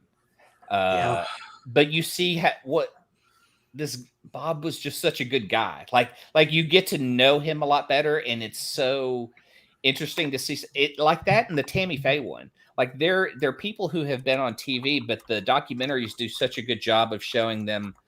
Yeah, Tammy Faye took a lot of money, but she also brought like homosexuals to TV who were dying of AIDS when the government wouldn't even address it at the time. You know, things like that. Those little bits and stories of people and their humanity. I don't think the only other thing I watched Superstore. I probably watched it like 5 times. Like I binged that show over and over again because that felt like when I worked at Toys R Us, that's what that job felt like. I worked at Toys R Us when I was in college in the one in Louisville that's now like an Ollie's. And Superstore was just kind of a nice way of remembering what that was like and just the weird people you meet working at places like that. Yeah. The thing Superstore always did so well is I love just the the random asides of weird shit customers are doing in the store. And one of my absolute favorites is they have an end cap of squatty potties, and the whole crowd gathers around talking about how great they are, and Amy is like stuck there, and then they cut away and they come back, and just one person's like, I mean, it's amazing. It just slides right out, and it kills me every time I think about that. Well, I was gonna say, did you notice that in American Auto they have that montage where they go out to all the cars to pick pieces of cars? Yes. And they open a car door and there's a child left in a car, and you're like, that is the darkest joke. Yes. It's so funny to find a child, and then the rest of the thing, he's just like, hello, anyone, is this your child? It's like there's a young boy in the car. Like, yeah, that was so good. The show does I do like the way they will just bring in really dark stuff as humor, right? The racist self-driving car, the kid in the car, the serial killer. I mean, just like all this stuff. So it's all the real world stuff. Yeah. But yeah, I love that show and watched it a lot. And then the main book that I read this year was Ghostbusters' Daughter, Life with My Dad, Harold Ramis, by Violet Ramis Steele. I just loved Harold Ramis so much, and if you're a fan of Ghostbusters and Caddyshack and Animal House, you know it's through a daughter's eyes, and so it's a real interesting way to see who this person was, and how he was a family man at times, and sometimes he wasn't. But I don't know. He was one of the. It's weird that a celebrity death would affect you, but that one kind of did for me, because I always kind of loved that guy, because he was the nerdy guy that did well. I mean, yeah, you know, and that's how I kind of related. I love it. But yeah, that's my stuff. Okay. Well, I think my I'll say weird watch. Pun not intended. But it's again something I associate with watching with my daughter. The BBC's The Watch, which was their live action version of Terry Pratchett's first watch book from Discworld, which is Guards. Yeah. It got a lot of backlash, understandably so, because it really deviates from the book. But I am here, and I'm a huge fan of Pratchett and Discworld, and the Guards sub-series in the books are my favorite. But I'm here to tell you, if you just go into it with a clean slate, if you've read the books, just kind of ignore them. It is a fun series. There are some laugh out loud moments in it. That there is a moment in a retirement home that my daughter and I will just crack up if we think about it. It is great. The cast, for once they cast, because I've seen some like audio versions of the book that are not like audiobooks, but like radio shows almost. Mm-hmm. And the way they tend to cast Carrot is often like they double down on him as dumb. And the way I always read him in the books is he's not dumb, he's naive. He is a massively tall human who was abandoned at birth and raised by dwarves, right? And so he has this like stoicism. They finally cast him correctly in this. He's not dumb, he's just naive. He's like a fish out of water. He's a farm boy in the big city kind of thing. Anyway, definitely worth watching. I still am a little torn on the punk aesthetic of it.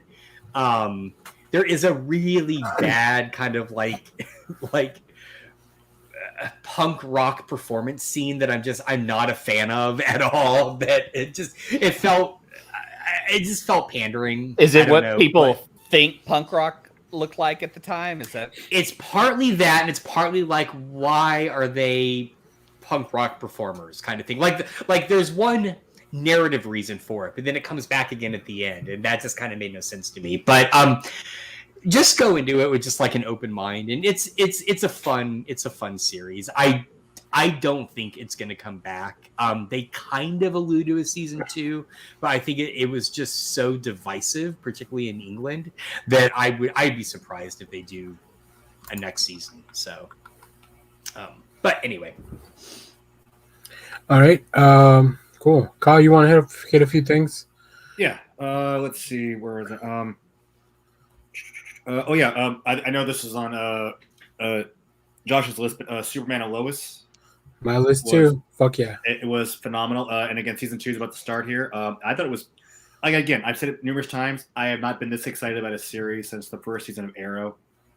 I am a little worried because they're talking about now how Warner is possibly looking to sell the CW.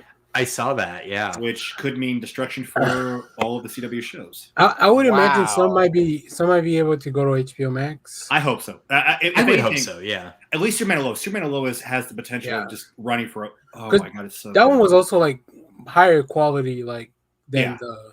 Yeah, there's nothing against the other shows, but it didn't look like a TV show. Yeah. It had a cinematic budget. Yeah. Yeah, and it gave us the best Superman. Well.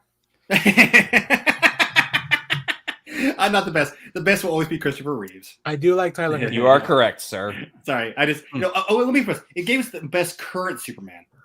Well, I think we can all agree who the worst Superman is. I don't think we can. Oh yeah, we can. Yeah. Wait, who? Yeah. Dean Cain. George Reeves. Yeah. He may be a horrible person, but I didn't hate him as Superman. Like, I mean, if you ignore that, I actually enjoyed Lois and Clark. I didn't mind him as Superman. We watched that show for Terry Hatcher. Yeah, I'm going back and rewatching. And I actually enjoy. You watch for Terry Hatcher, but I actually enjoyed the show overall. Like I said, subtracting how much of a douchebag that he is in real life, separate the art from the artist. I actually didn't mind him as Superman. We watched that show for the Drew Carey cameo. I mean, how Drew Carey's in that? How could you play Superman and walk away such an asshole the way Dean Cain is? How can you play Hercules and walk away such an asshole? That's true. We'll never know. Yeah. All right, what else? Lois and Clark, but I just like it. Tyler Hoechlin and what's her name who playing Lois, I think, and even the kids who play their sons, I think, just a phenomenal cast. And then I think Betty something. Jumping into the actual lore, giving us both the Eradicator and Steel. It just also the first time we see the first... I've already mentioned this. This is mentioned before. We see Eradicator. Sorry, it's a Kids in the Hall joke. My people are in the chat. Your people. Yes. Hey, I love him too, and it was interesting to see his comments about being on the Joss Whedon Justice League lately, because he came out and said a lot of things that were surprising of why he doesn't want to be Superman. I'll say this: Cavill did play good Superman. I love the fact they actually let an actor play Superman the way Superman's supposed to be. Yeah. No offense to Cavill, I think Cavill was a good Superman. He was not Superman the way he should have been shown. Let Cavill be the Witcher. He's a good Witcher. No, he's a great Witcher. Yeah, I get to play some of the video game recently, and it wasn't too bad. I'm not going to pick up a PS5 or 4, but just playing the open world was kind of fun. So. Oh no, you can play it on all kinds of like. I think it goes back to like PS3 era. Well, I know. I don't have the time to fucking put into that expansive world and how long it takes. I've got too many other RPGs of Dragon Quest I've not finished yet. I don't have time to jump in and go, well, let's backlog these and let's go into The Witcher now. I loved The Man from U.N.C.L.E. I thought Henry Cavill was so good in that I was like, I want to see that. I haven't seen it yet. It's totally worth watching. It's worth checking out because it's a surprising lift from that show that you don't even have to know the show, and it works. I am frankly shocked no one has mentioned the best Superman is Nicolas Cage. I mean, just we were so close. Is there any my God, him out of this chat room? Oh my God, I just would love to see him fight. No. Who would be the craziest villain that Superman could fight? But Superman is Nick Cage, and the villain could be equally extreme. Nick Cage, he plays both. It's face off with Superman. Bizarro Nicolas Cage. Oh, that would be good. Actually, yeah. Solve it. Call it W. That would give him the opportunity to play it like the one Nick Cage from Moonstruck, Mandy, and then the other Nick Cage from Mandy. Yeah, it's like you get Crisis on Infinite Cage. Wait, that's what I Nick Cage, well, only because I can't believe I'm throwing this out. Nick Cage is Superman, and only because he's done it as Two-Face. What about William Shatner? He's either Luthor or Brainiac. Oh wow, he'd have to be Luthor. I can't fathom him as Brainiac. Oh man, now we're William getting... Shatner is Luthor. Can you imagine if we had gotten Shatner as Luthor and then Spock as Brainiac? Oh, Leonard Nimoy. Ooh. Oh, Leonard Nimoy would have been a great Brainiac for like. He would have been a great Brainiac. Yeah, like the one in the comic right now, the Superman 78 Brainiac. Oh shit, yeah. That's speaking of older stuff, one of my picks this year has been Batman 89. I know I wax on about it every episode. That book is so good. It is the sequel to Batman I wanted. No disservice to Batman Returns, but Batman Returns doesn't feel like a proper sequel to Batman, right? Like it doesn't really pick up any of the threads at all. And even though the comic, I'm going to go with the fact. I'll say this straight up. I have a feeling that I think Batman Returns could still be in here, because the way Bruce has got white fibers. This has to be way after Returns, so it's like I think this is it does. That's what misses or is missing. I want Billy D. Williams. He's so good, but the way that they portray him in the comic, I can see Billy D. Williams playing him that way, right? It's really, really fantastic. They have it does occur. Catwoman shows up in the comic. Spoiler. So it does tie the two films together. Yeah. Sorry. I'm just kidding. All right. But I don't know, the world building that clearly Sam Hamm created in Batman 89 didn't really seem to directly transfer over to Batman Returns. And I think part of that was the fact that tragically we lost the set designer between the films, Anton Furst. I think that really kind of threw a wrench into things, because so much of the world building is the way that he designed Gotham for Batman. Okay, but I do want to mention the beginning does feel close to the first movie in the origin of Cobblepot. Penguin. Right. Yeah. All that kind of dark gothic look with Paul Rubens playing the dad and just all that still felt like they were still trying to hold on to that look. And did it fairly okay in the beginning, but the rest of it is Gotham kind of covered in snow and not so much the first one. I will disagree partly for this reason. I think what First did wasn't just a gothic look, it was a gothic industrial look. And when Burton kind of it really feels that gothic look in Batman Returns, even in the beginning, feels very Burton-y, right? The Gotham in Batman Returns feels like a film set. Everything in that movie feels like a film set. In Batman, it feels like a city. You feel like you are in a real city. And it just, to me, that was old. Like, Burton has a sensibility that feels intentionally artificial. There's nothing wrong with that.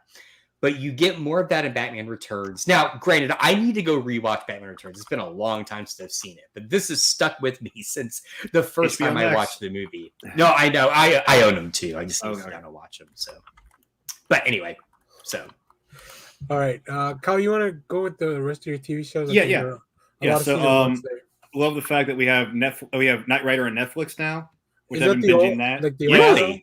Okay. All 4 seasons plus the 1993 movie Knight Rider 2000. I was like, is there a new Knight Rider filmed in San Antonio? Yeah, I know. Filmed at the Riverwalk Mall. I've been on that exact escalator. But all 4 seasons I've been binging that. It's been a lot of fun. Of course, one I know we're all going to jump on the bandwagon. Master of the Universe Revelations, which has been my I'd sure like to fist him. I still need to watch part 2. I don't know why I've waited so long. I've been so busy. Oh, sure. He finishes Strange Adventures, but he can't do Revelations? I finished Strange Adventures like 2 months ago. Okay, and you should have already finished. You had the break. You had 2 weeks off. You could have been on Revelations. It's like that. You could have done an hour and a half. Yeah, Josh, forget your family. We need you to watch He-Man. Yeah, exactly. You and your fancy fireplace need to watch He-Man. It's been family and work basically over the break. So, a show that I really enjoy. I don't know if everybody else is into it. United States of Al. That's one of those bad sitcoms I like watching. Yeah, it's not great, but it does play for good. Like if you just want something to kind of zone out to, it's I can't remember, but it's the I can't remember the actor's name. There was Rules of Engagement with Patrick Warburton and David Spade. David Spade had like this Indian like assistant. It's him who's playing a refugee. One of the main actors was a Marine in Afghanistan, and he befriended an Afghan and brings. Oh, that's what this is. Yeah, okay. and so he's a translator, isn't he? No. Well, I don't know if he was a translator. Maybe at the time they don't really go. He speaks fluent English, but he's here in America and trying to live. No, he's a translator from the same. They work together with. Yeah. Okay. It's one of those shows that like CBS makes. So, like, let's make you not feel so bad about the war, but it's a Chuck. What's his face jam, right? Yeah, like it's one of his shows. Yeah. And they've got the guy who plays Kripke on Big Bang Theory. He's playing a psychology professor for the actors, the Afghanistan actor in community college. So it's like him going like playing a different kind of. He's not playing the lispy Kripke, but he's playing like this guy, like he's a psychology professor, but he's also very worried about. I promise. I think Bendis is great. Like he's very worried about his job. You know, we're such in a, you know, he doesn't want to get canceled. PC error. Yeah. But it's his friend and him living in his dad's house again, also living with his sister who's basically lost her fiance, and he's also divorced and has almost a 10-year-old daughter. So it's him trying to get his life together, and it's been a fun enjoyment for something like, you know, it's like, I hate to say it, but like, especially given now that like, you know, we live in this kind of era with COVID and everything, it's nice. It helps me get by when I have TV shows that I enjoy. I can just put on and watch, and it just kind of helps me get through the day. So it's one of those kind of shows. Let's see. The Chair, which had a Sarah Oh, which actually I thought was really good. That should have been on my list. That was so good. It was amazing. You're right. I mean, I've been in the academic sector, and I'm actually going to be teaching another college class into 2 weeks. So it's like I'm back there again. But she becomes the head of the English department, and it's her kind of dealing with her family and having to deal with the politics you deal with in a university setting of having to be that and deal with all the professors and everything. And it hits in all the right cylinders. For comedy, I think just the way it's directed, acted, and then also if you've been in the college professor atmosphere, I think it hits on some real notes too. Murders in This Building with again, we already talked about Steve Martin and Martin Short. What else is there? And I know I'm the only ones, but there are two here that I thought was interesting. I actually enjoyed the Mighty Ducks season 1. I thought it was a nice little kind of homage to going back to watching, the Mighty Ducks the movies. Yeah, and then, I didn't finish it. Once they announced that it wasn't coming back, I was like, I know. Wait. Did they cancel the TV side? I know. Yeah, what's his name was coming. Okay. Yeah, I think they canceled the TV show. So. I thought didn't Emilio Estevez not get his vaccination, and so that's why. Oh my God, that's on him. And then the other one I really enjoyed, and I thought it was fun. It was Turner and Hooch. I actually enjoyed that series too. And I thought it was interesting because I'll be straight up honest. I'm a Power Rangers fan, so I watch anytime they release the new stuff on Netflix. I'll binge the new series and everything because I love the Sentai stuff. But I come to find out that they just released. What was it? I was going back and watching some stuff online last night, and apparently there's an actor who's in Turner and Hooch. His actual name is Brandon J. McLaurin. He played Xavier on Turner and Hooch. He's also played recently played a crime lord on The Rookie with Nathan Fillion.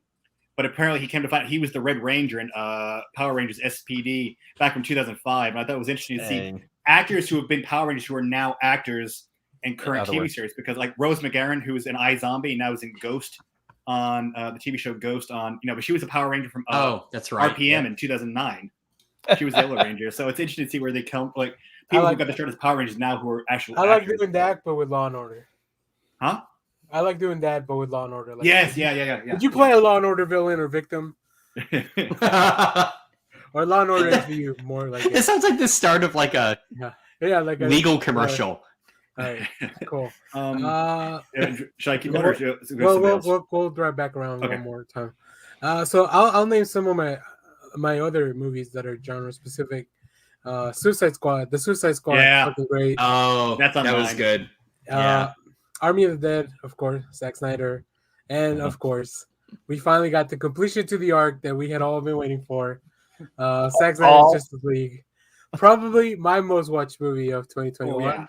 Oh, really? I watched it 4 times, but it's probably about as long as Clay watching Endgame 30 times. In the runtime. Martha Manhunter in the runtime. Martha Manhunter, yeah, Martha I love Manhunter. I love it. Also, like I mentioned earlier, The Long Halloween Part 1 and 2, I think it's just really, really good. You should watch that. And then Demon Slayer, Kimetsu no Yaiba Mugen Train, which is like they all now broke it up into like a little arc for the anime, but it's pretty much just that arc for the anime. And let me touch on some TV shows because I think you guys have mentioned most everything that I like. But Squid Games was really, really good. What We Do in the Shadows season 3, that's fucking amazing. Yes, What We Do in the Shadows is so good. Ted Lasso's. I've only seen the first. You know, Matt Berry voices somebody in the Boba Fett in the Book of Boba Fett. Yeah, and I was pleasantly surprised when I found that out. Also, if you want to see a show about rich people just fighting about capitalism with each other, Succession on HBO. Man, it's such a well done show. I know, like the subject matter is dumb because whatever. Yeah, I hate seeing rich people live and then being sad about being rich. I'd rather see them put on an island and Clay, they may be less rich or rich in a different way where they're more liquid instead of just having stock. Real people problems. They got they're all the blues. Yeah. Like I said, Ted Lasso is really good. Invincible, holy shit! I'm glad that's coming back. If you haven't seen that on Amazon Prime, Sweet Tooth on Netflix. Yeah, I know, Josh. Josh needs like a clone to watch all the stuff while he. I know. I've still yet to see Invincible or Sweet Tooth. What keeps holding me up is I want to read the source material before I watch it. Like do it the other way around because then that way the source material. I don't want to support Amazon, so that's why I won't. Well, there's that. Yeah. Once somebody puts it up on a platform I could watch it on, then a Plex server maybe. If Daniel's watching. Well, sorry to watch more Amazon, but Wheel of Time was also pretty fucking cool. And that's why I haven't started Wheel of Time. I want to read the first book at least before I start watching it. You and your book. I know. It's this perpetual backlog with me. I'm very much I want to read the source before I watch the thing. So all right. I'll pass it on to Clay now that I've hit all my TV shows. Because I think he's gonna go into comics now, maybe. Yeah. I'm just kind of jumping all around. Sorry. Yeah, I'm jumping all around because I forgot to list Dr. Death as one of my favorite TV shows that was on Peacock. Yeah. I want to watch it because I listened to the podcast series that inspired it, and the podcast series is great. It's really good. This is equal to or better. And I only say that because I know the details that were in the podcast of the surgeries and how like some of the back surgeries just look like he threw screws in and sewed them up. They talk about it in there. I mean, so they go into the detail of some of that, but their performances are so good. I mean, the top 3, I mean, Joshua Jackson, when you said Mighty Ducks, that made me think of Dr. Death because I go, Joshua Jackson is so good in Dr. Death. And they do great makeup on him. They do such but he just does a great job the whole way through. And then Alec Baldwin and Christian Slater, like you just want to watch them in scenes together. Like that's my favorite stuff. Clay, I got one for here. This is from my friend Miriam on Facebook. Yeah, this is just for you. I watched the remake of Old Boy last night against my better judgment. Today I'm pouting like a child, looking for all the remedies to sow up the tears of disappointment. Oh shit, man! Well, now you have to watch it.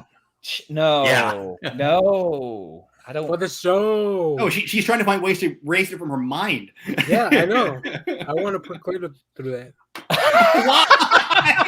I want to take something he thoroughly enjoys and all right, the worst part of it. When we hit 500 subs, Clay's gonna watch Old Boy. Oh, okay. Lord. We'll do that. I guess we can watch. We can all watch Old Boy, so Clay doesn't have to go through it alone. Yeah. No, true. We'll be your support group. Oh God, but the movie. Yeah, we'll have some shared trauma. Who's seen the original? Who's seen the original Old Boy? I haven't. I want to, but I haven't. No, me either. I want to read the manga first. No, I'm not going to be Josh. I'm not going to be Josh. Son of a bitch. I would much rather do a watch along while y'all see how Old Boy plays out in the movie than watch the piece of trash that's the American. I knew about Old Boy from going to the Asian Film Festival, but that was before I ever knew there was a manga for it. So that's why I'm going to stick with just the movie. Yeah, we'll figure it out. Maybe we could do like a Plex watch party or something. Yeah, the manga was so different, but that was a great experience this year to be able to read that and knowing the movie as well as I did. My favorite show is probably How To with John Wilson on HBO Max, because I've never seen someone take B-roll footage and turn it into a show that's so funny, tear-jerking. I mean, the new season, there's like an episode with his old landlord that's just really moving. Like, I really love seeing someone take something that seems so dysfunctional in the footage that he shot around New York and turned it into a story. Comic wise, well, hold on before we do that. Okay, so we are about 10 minutes away from when we may have to stop. I think do we have enough comics to do a part 2 of this next week? Yeah, y'all just want to do part 2 of Best of 2021? I don't think I have enough stuff left to do to part 2. Yeah, because I could probably add more because I didn't go through all of our notes for the year. Okay, yeah, let's just do a part 2 because I don't want to rush this. And I have a bunch of stuff I still want to talk about for comics and maybe more TV and stuff.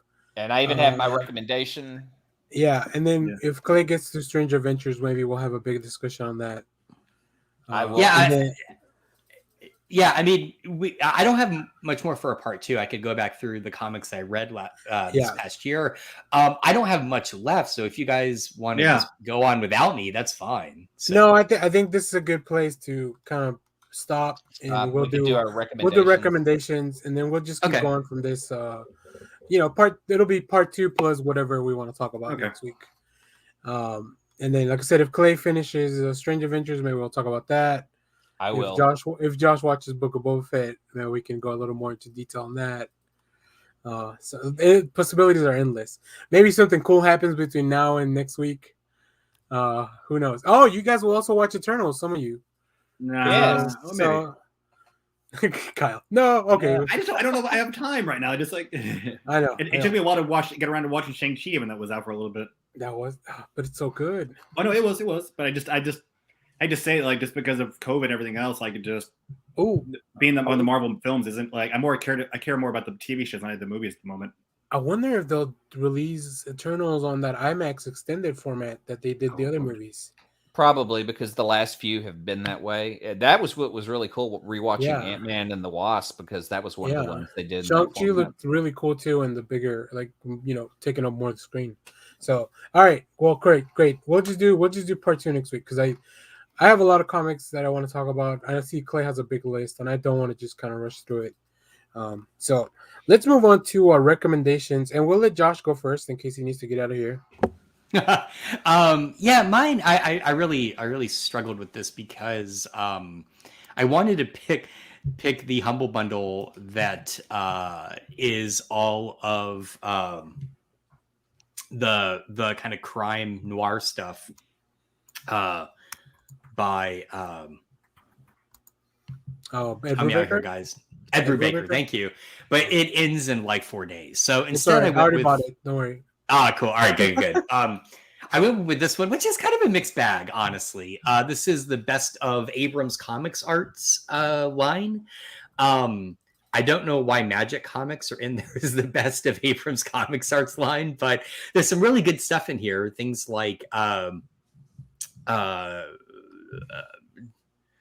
just trying to think of stuff I've read. Guantanamo Voices. A Fire Story is really good, and actually I had the honor of, when we were in San Francisco on vacation, we went to the Comic Art Museum, and they had all of the original art for that up on one wall. Wow. Yeah, it's basically about just a comic artist who lost his home to a wildfire. The Carter family is good. We read Is the Imitation whatever Game, happened. Is this based on not based? Is this also based on the same material from the movie? Yep, it is. It's the Alan Turing. Whatever Happened to the World Tomorrow, we read for the comic book club years and years ago, actually.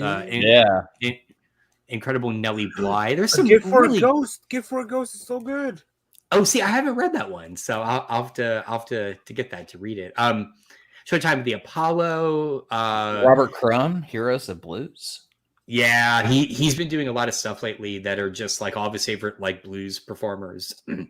So it's an odd assortment of books, but there's some real good gems in there. So I need money for that stuff.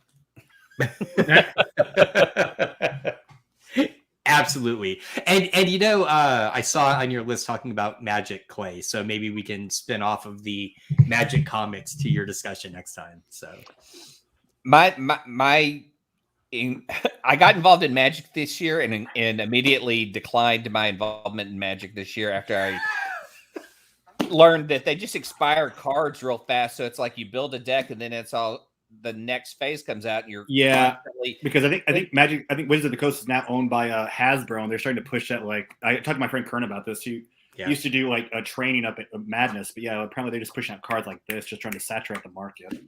So it has made me want to create my own card game. So I'm working on creating a game for myself because I want to find more solo games, and playing Magic even online, I have to rearrange my deck all the time, and it's just not fun. It's more work than it is. It's like spinning an RPG in your inventory. Dude, Clay, talk to Sean Fritsch, right?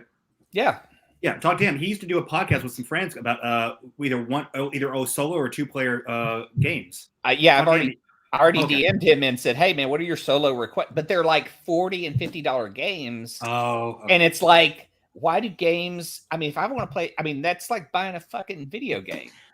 I have a game for you that I still need to learn how to play because I kickstarted it. I can run and grab it. It's in the front room, but it is a solo card game about. It's called Pulp Detective, and it uses old pulp art. They licensed all the pulp art, and it's a solo game. You the last set that came out, they created a puzzle playmat that you assemble, so you know where to like put stuff down. I'll send you information on it. So the stuff you sent was cool. The solo game stuff that you had, but again, it's like 122 pages of rules to play. Yeah, exactly. It's exactly like very deep. And so right now I may buy Magic cards just for the art. It's just not, my store's not doing games where you can play there. And that's the thing that sucks is the last article I posted in our chat was, who's that guy with all the Post Malone. They have paid Post Malone become like their rep and have Friday night game night brought back for Magic and do it in stores. And I'm like, first of all, who the fuck cares about that guy? Second, obviously he's not there for me. I'm not a Post Malone fan. I'm not following his Magic career. And why are you wanting stores to open to play Magic again when we've got the virus coming back again? I don't know. It just exactly. No, that seemed very tone deaf when they did that, actually. And what's weird is I follow Wizards of the Coast on LinkedIn, and people who have their name and their job listed, everything, and they just go in there and they just start ripping on them and go, "Who enjoys this? You guys are making this game harder and harder to play," and people were just ripping them apart in the comments. Yeah, I just don't. I got into it for fun. I wanted something to play, and it was just a lot of money and a waste of time. Yeah. Well, I like Clanky ranting until he can give us his recommendation. My recommendation is Station 11. Station 11 is not. I have the book, but the show is on HBO Max, and I binged it this week. And this is going to sound weird. It is a hopeful post-apocalyptic show. You still have those same issues, but you have moments of, I don't know, that where people can connect. Like I was like telling Shelby about it, and it has Austin McKenzie from, I'm sorry, Mackenzie Davis is the star of it. If you saw her in *Halt and Catch Fire*, which is unbelievable, Lee Pace is in that as well, and she was also in the last Terminator film. She was one of the Terminators. She is fantastic. She plays a little girl in the middle of a pandemic. The triggering stuff is the pandemic, but essentially the story is surviving after the pandemic and how people are doing it. So it jumps around like Lost in telling the story, but it goes from her being a child to being an adult. And even the kid that plays her, they spend a lot of time in the city, kind of holed up as long as they can until they have to leave. But as society collapses. But that kid's story, like I'm trying to tell Shelby about it started to make me cry because that kid is so good in that story trying to survive. And she's with somebody she doesn't know. But where The Walking Dead, every turn was a dark corner, this one's a little lighter. Lori Petty's in it, and she's fucking amazing. Lori Petty from Tank Girl. And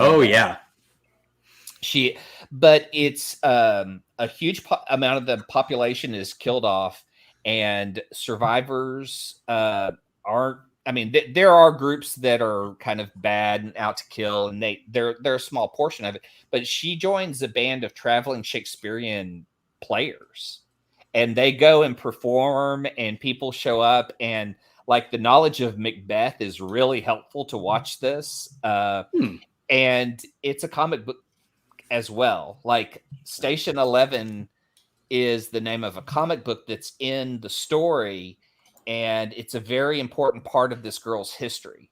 And so the comic book aspect of it is really great, but it's told out of order and all tied together really well. I just love how it was told, and that there's hope.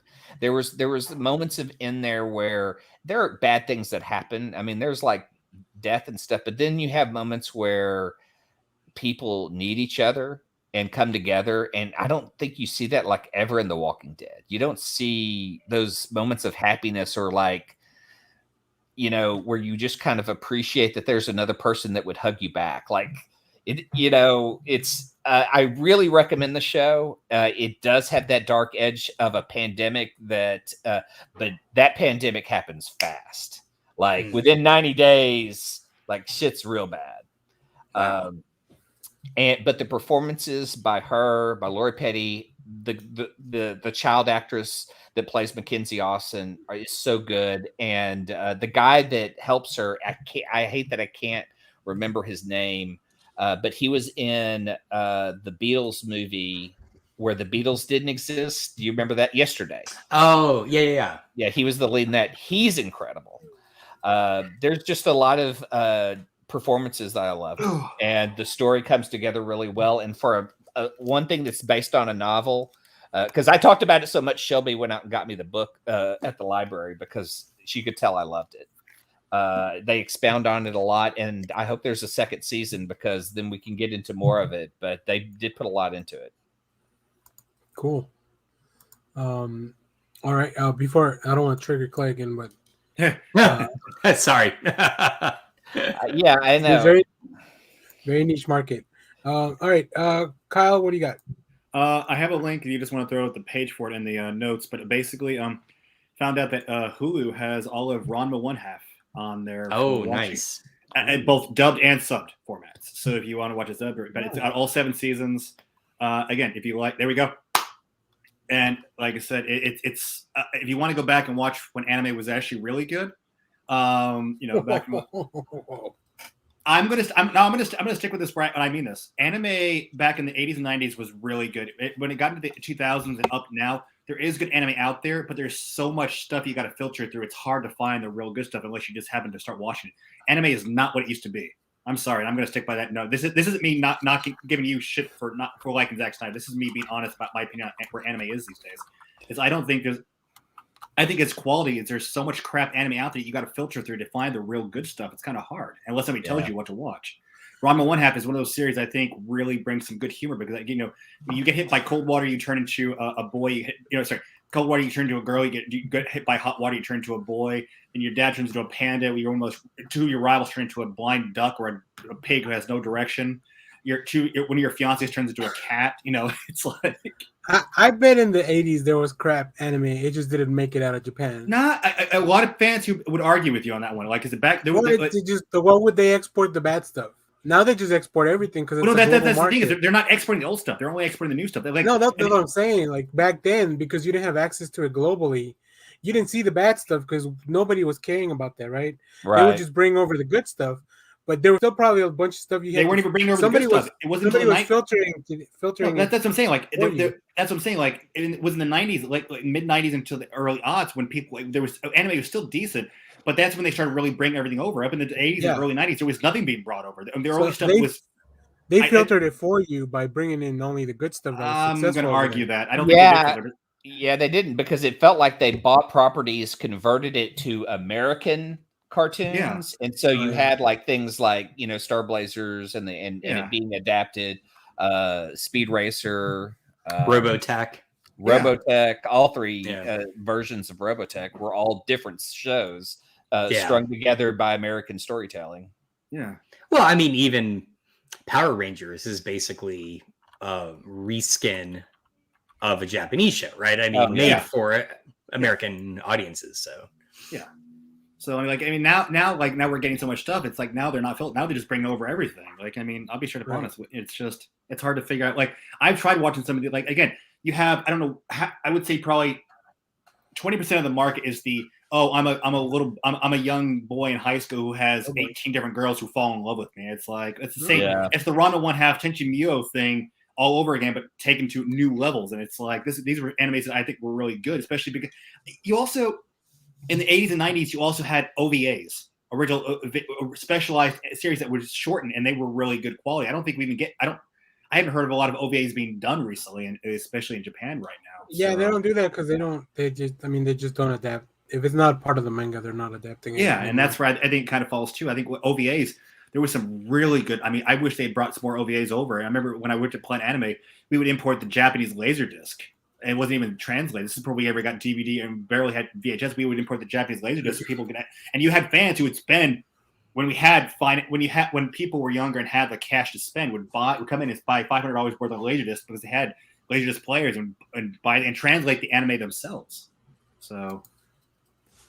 So I recommend Ranma 1/2. I enjoy. If you're an anime fan or not, that's one thing. But I think if you like anime, Ranma 1/2 is a series that really hits, I think, all cylinders. Humor, suspense, martial arts. It's just kind of out there. And again, it's just you got to ask the question: what crack was Rumiko Takahashi? Well, again, was she smoking? But then again, I heard there was rumors that she was a big lush back in the day, so she might have been drinking a lot when she came up with the idea for it. That's funny. That's funny. All right. Well, I'm also going to recommend an anime. Okay. Kuroko's Basketball. It's a basketball anime that I'm watching on Hulu. I was actually looking for Dragon Quest, that one that came out last year.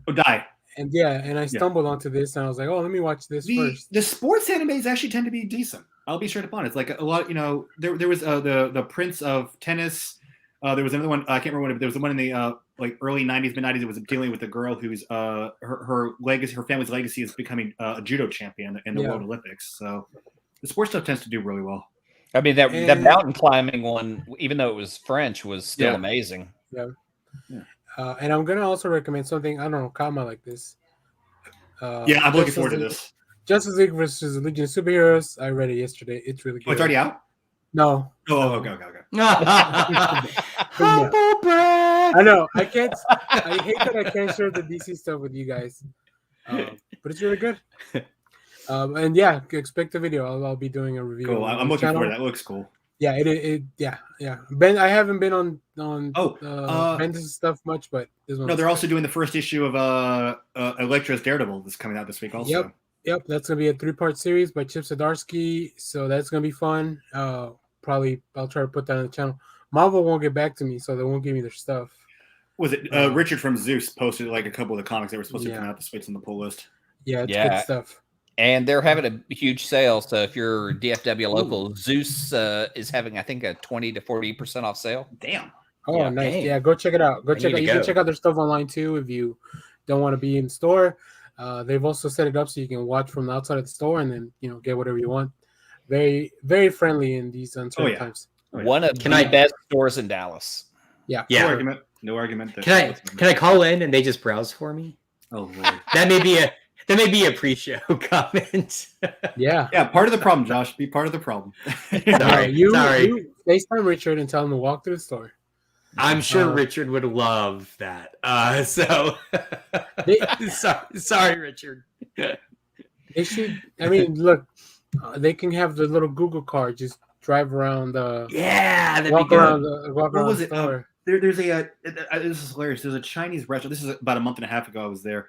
There's a Chinese restaurant up here at Frankfurt and Preston called TNTN, and I went there to get some dumplings. And they actually have this little robot. They'll put the thing on and have it programmed to actually go to which table you want to deliver the food to. Whoa, that's cool. Yeah, it was interesting. Like, and it has like this cat face, like this little like electronic like computer face with whiskers, and it's like whoa, and just drives off into the table. I'm like going, what the hell? Do you have to tip the robot? I don't think so. No, you take the food and it comes all the way back and parks itself right in the same spot it was, right by the kitchen. How do you yell at the robot that your food is incorrect? I don't. Let me see your programmer. Yeah, exactly. All right. I've got to turn off the kill all humans button. Damn. That's right. All right. Well, thanks for watching, everyone. You will be back next week. Like I said, we are on our. Yeah, probably more about the stuff. We will definitely, like I said, we're on our way to 500 subs, so we can watch. So hit the subscribe button if you haven't, so we can watch Old Boy as soon as possible. I cannot believe I don't. We'll figure something out. We'll just do like a watch party thing. Maybe do a stream or something. We'll figure it out. Hold on. If we do it, I want to watch the original Old Boy with y'all, and I just want to see y'all's reactions. Okay, we'll watch that one first, and then we'll watch the bad one. I don't know. Spike Lee's version, I guess. I'll call it. Damn it. I was vamping because I was looking for the outro. There it is. All right. Anything else before we leave, guys? No? All right. Cool. No, stay safe. Stay home. Happy New Year. Yeah, Happy New Year. Thanks for watching, everyone. All that stuff. Bye-bye. And let's get out of here. Let's ride. Thanks, everyone, for watching. Little loves you. Oh, yeah. Clay? Hell, Bebo. Josh? My vagina is haunted.